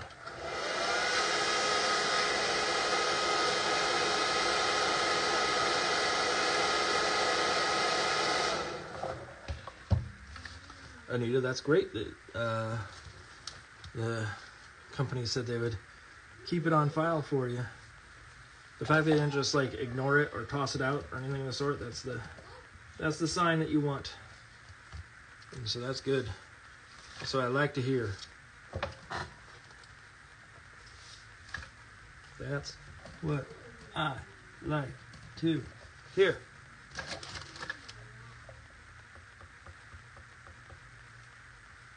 Put a little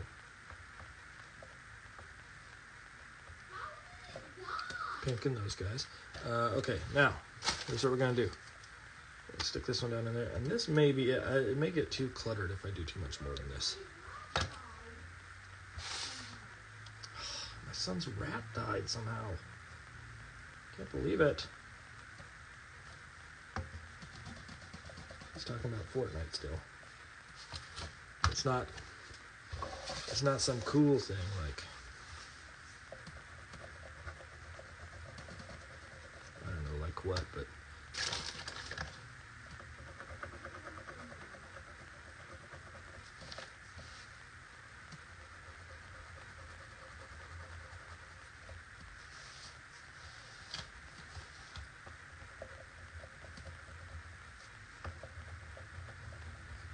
let's see what the color is doing.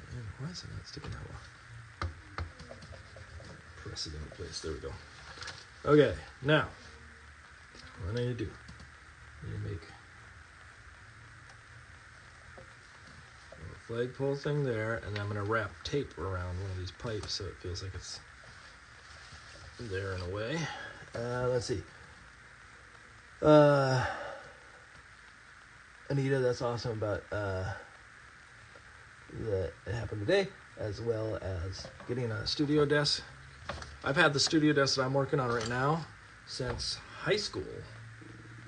It's been in my I was gonna say it's been in my family, but that's not right. It's been with me since high school, which is pretty crazy.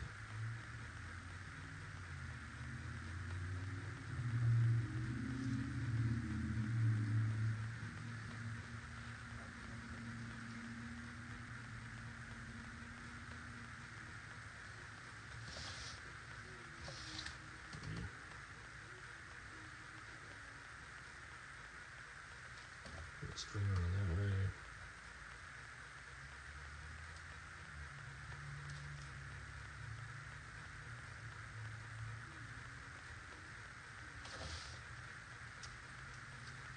This is where I go in and do all the little finishing touches on stuff. Oh, so fun. Fun in the sun. My son's birthday was yesterday. So the question is, did my son have a good birthday? His birthday was yesterday, but the party is not till this weekend. And it should be good. Unless he ruins it by, I don't know how he would ruin it,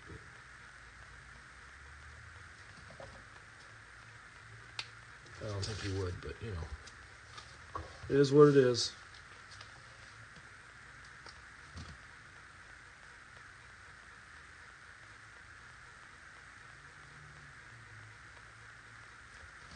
I'm gonna make these nails. Let's see, stand out a little better. There we go. And then I needed to say fun in the sun. Fun in the sun on this flag up here. And then what I might do is just some other like little goopy gloppy colors in here, things of that sort,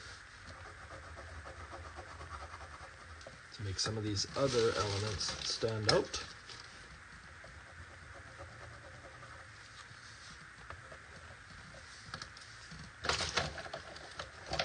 This one, and even this one.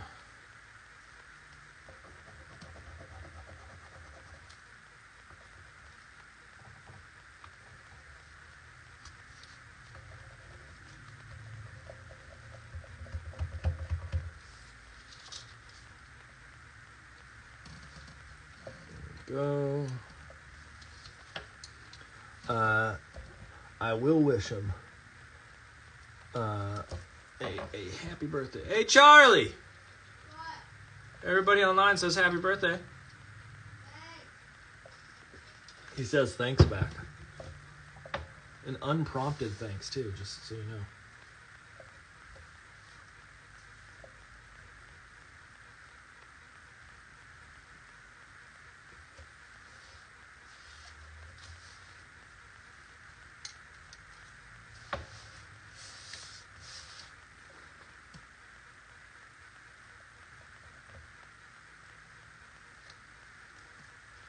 Okay, so I want that to say fun in the sun. Now the question is, what color should I do it?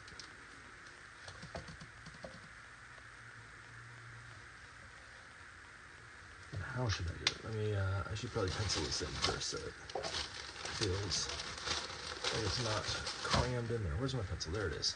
Okay, so let's see. If I do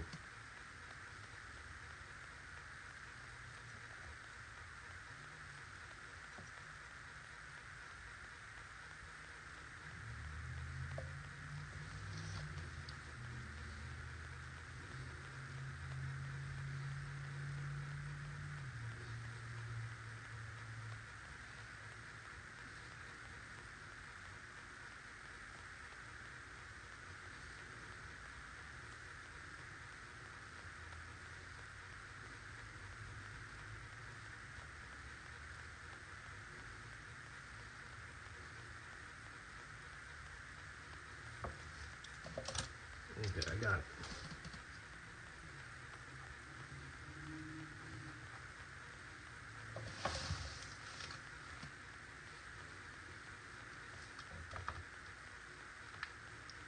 Try to figure out if I need to do it in white. I think this will work. We'll see. Yeah, I probably should do it in white. I'll do it in white.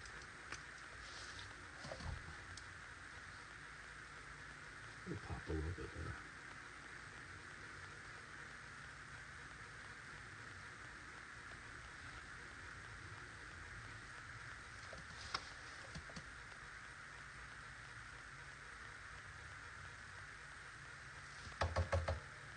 Okay, let's try it. Whoa, that's a lot of paint on that. Hold on a second.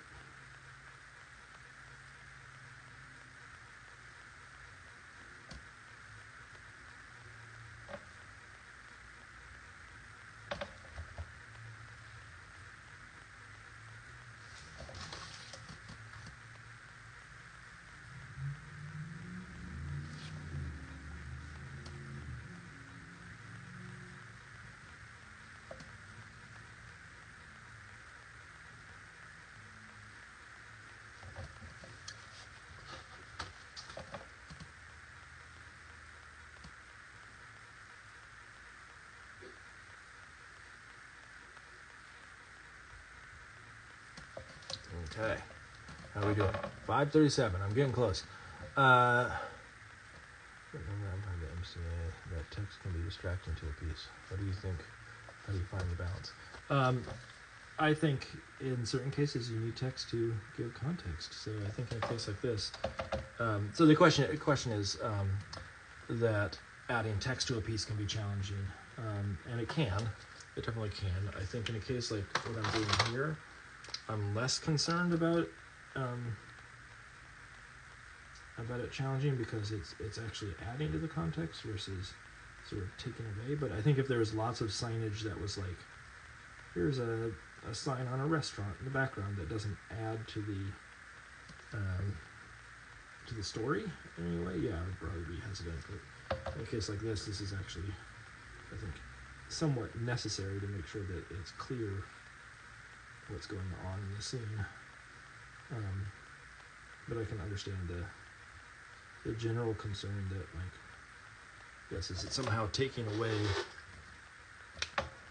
from the story? But in the world of kidlit, like, words are on the page all the time, so I'm not stressed about it. Not that I'd be stressed about it. Let's see.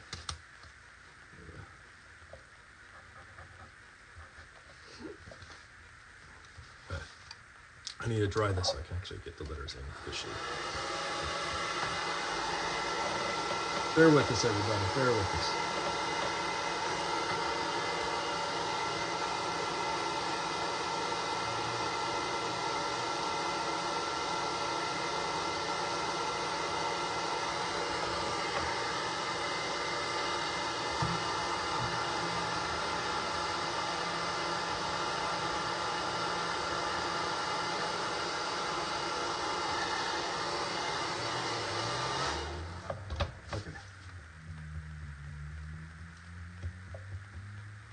Trying to just get rid of some of the basic blocking, kind of get rid of some of the pencil line, and we'll come back and clean up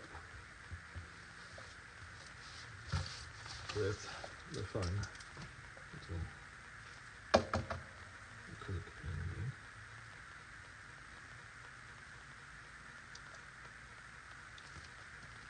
I don't know if I can do it with this. Is this too dangerous? This might be too dangerous. Let me see. Do I have any other white pens that are sharper? No, it's not really sharp. What about this guy? This guy's probably sharp. Ooh, that guy is sharp. It's got some of the color mixed into it now. This one's probably good. Yes. That's what I want right there. How much that blocks in.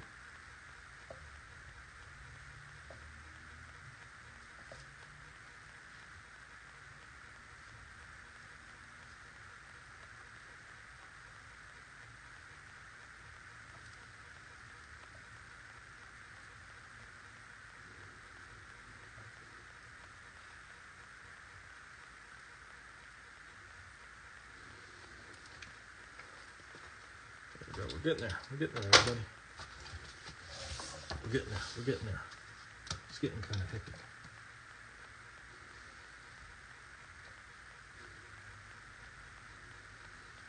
Okay, let's see.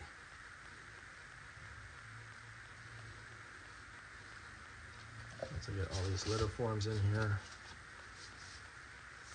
make sure I'm not carrying any wet paint out of the piece here. The back of my hand.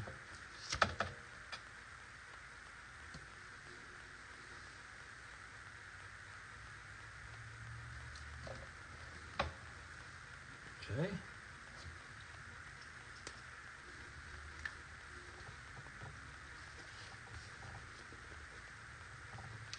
Now I think it's let that dry and then come back in and do some gloopy stuff in the background and call it a day.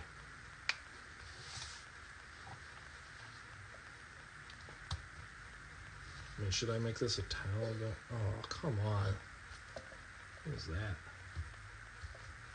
Where am I getting all this color come out? That's what I'm trying to ruin some of this thing. Okay. So what I want to do is I want to get some like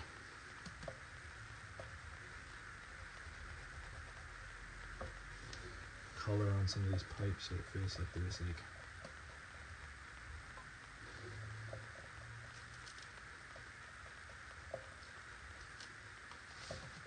kind of grossness to them.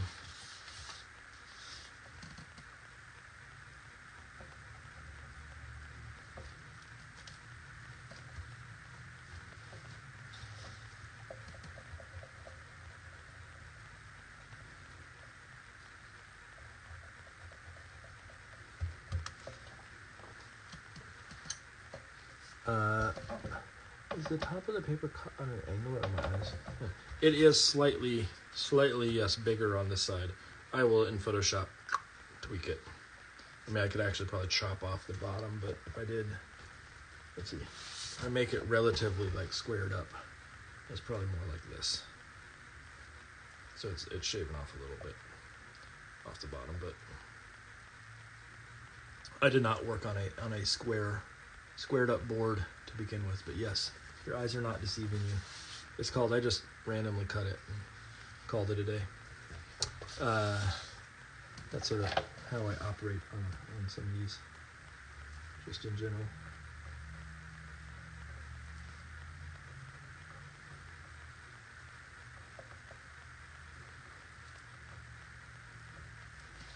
shadows like that. Let's see, what else needs some tweaking?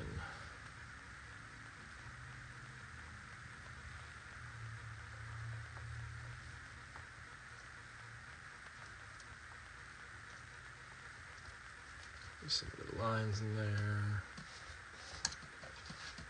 I want something like this to add a little bit of green, a tiny bit of green into that.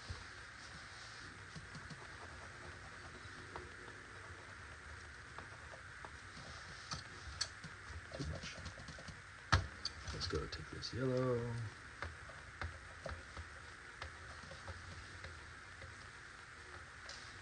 Down here, some purples.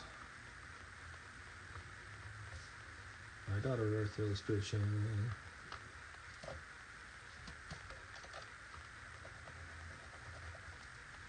Some pink in that.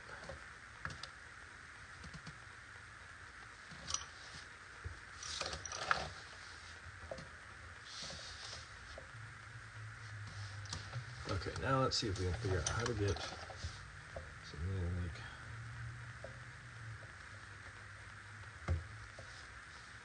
slime and other things to break up some of these darker edges here.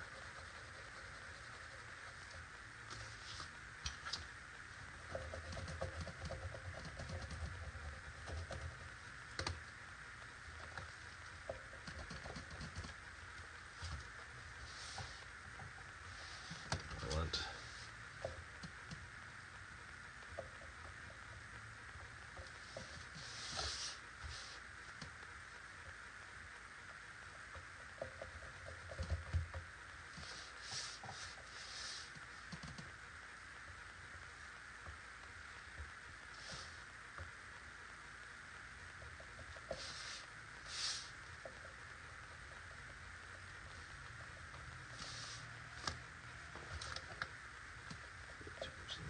down.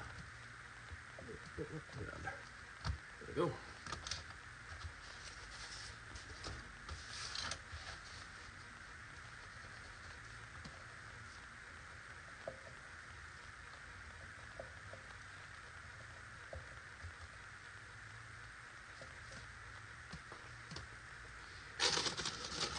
Trying to decide one last little thing, which is, do I want to put maybe a little hint of a beach towel down it? No, that's too much. That's too much. Too green.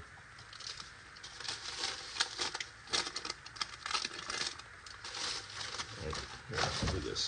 Where's my scissors? There they are. I'll do this. This will be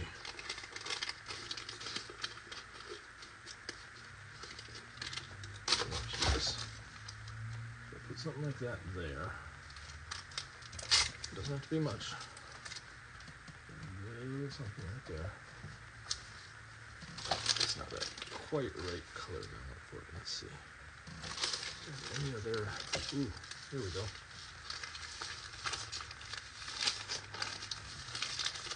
Maybe like that.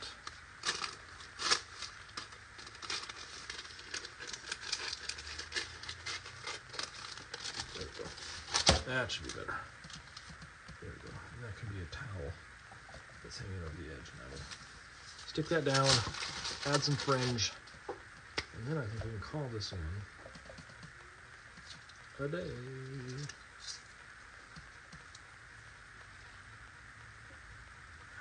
You know what I gotta do this weekend? Whoa. Lauren! I don't know if my wife is listening, but I have to announce next month's guests. I have to do that this weekend. Can you believe it? This weekend, I gotta announce that.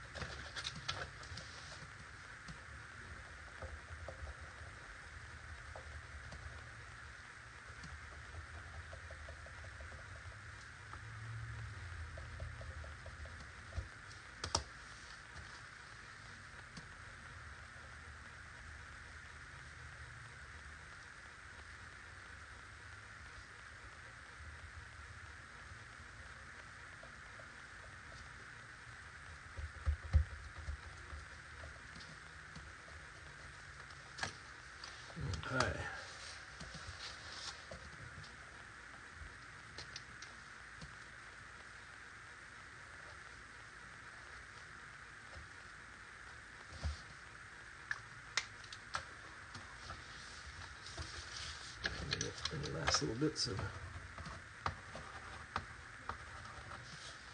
texture up in here. Look at this biz. Yes.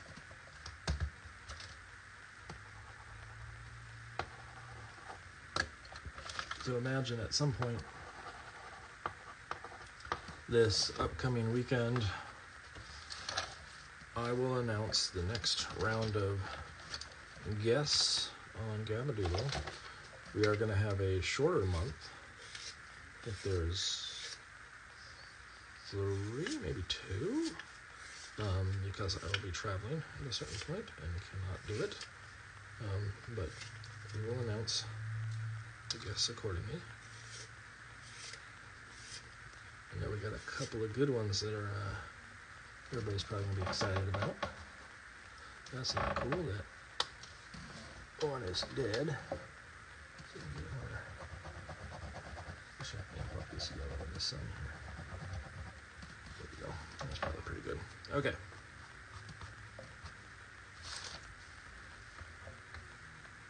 Let's clean this bad boy off and call it a day. Bye.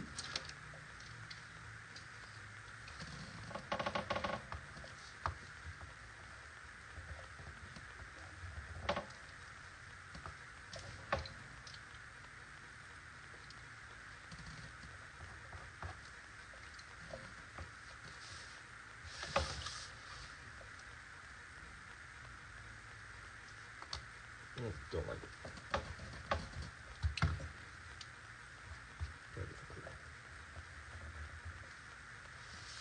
Better.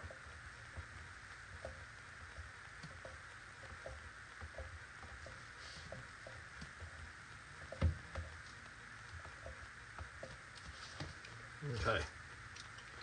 I think that's it. Let's put these away. Let's get them out of my face. Spaces.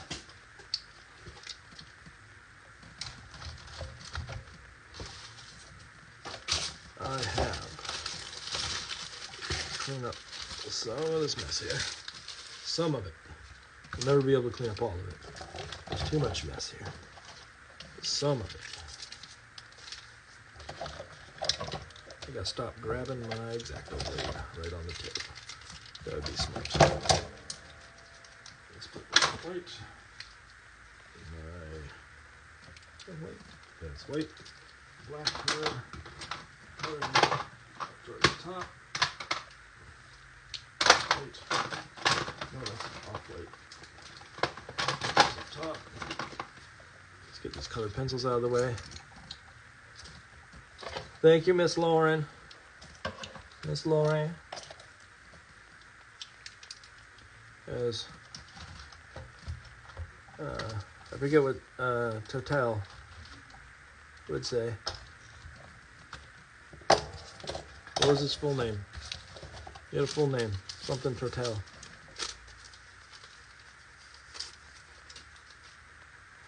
But let me flip this over so we get a nice clean view of it. There we go. More Total. There we go. So. This is the piece. Here's the sketch. I'll see if I can get the sketch in the shot too. So you can see both. The sort of how the sketch came out versus the finish. There we go. We all lined up pretty good. So, that is it. Miss Lauren. I hope everybody had a good time today. Tune in next week. We have a, like I said, a new month, which means new guests. And they're all at 2 o'clock now because of the shift to summer. If Miss Lauren is listening, who is the next guest, Miss Lauren? I can't look it up from where I am.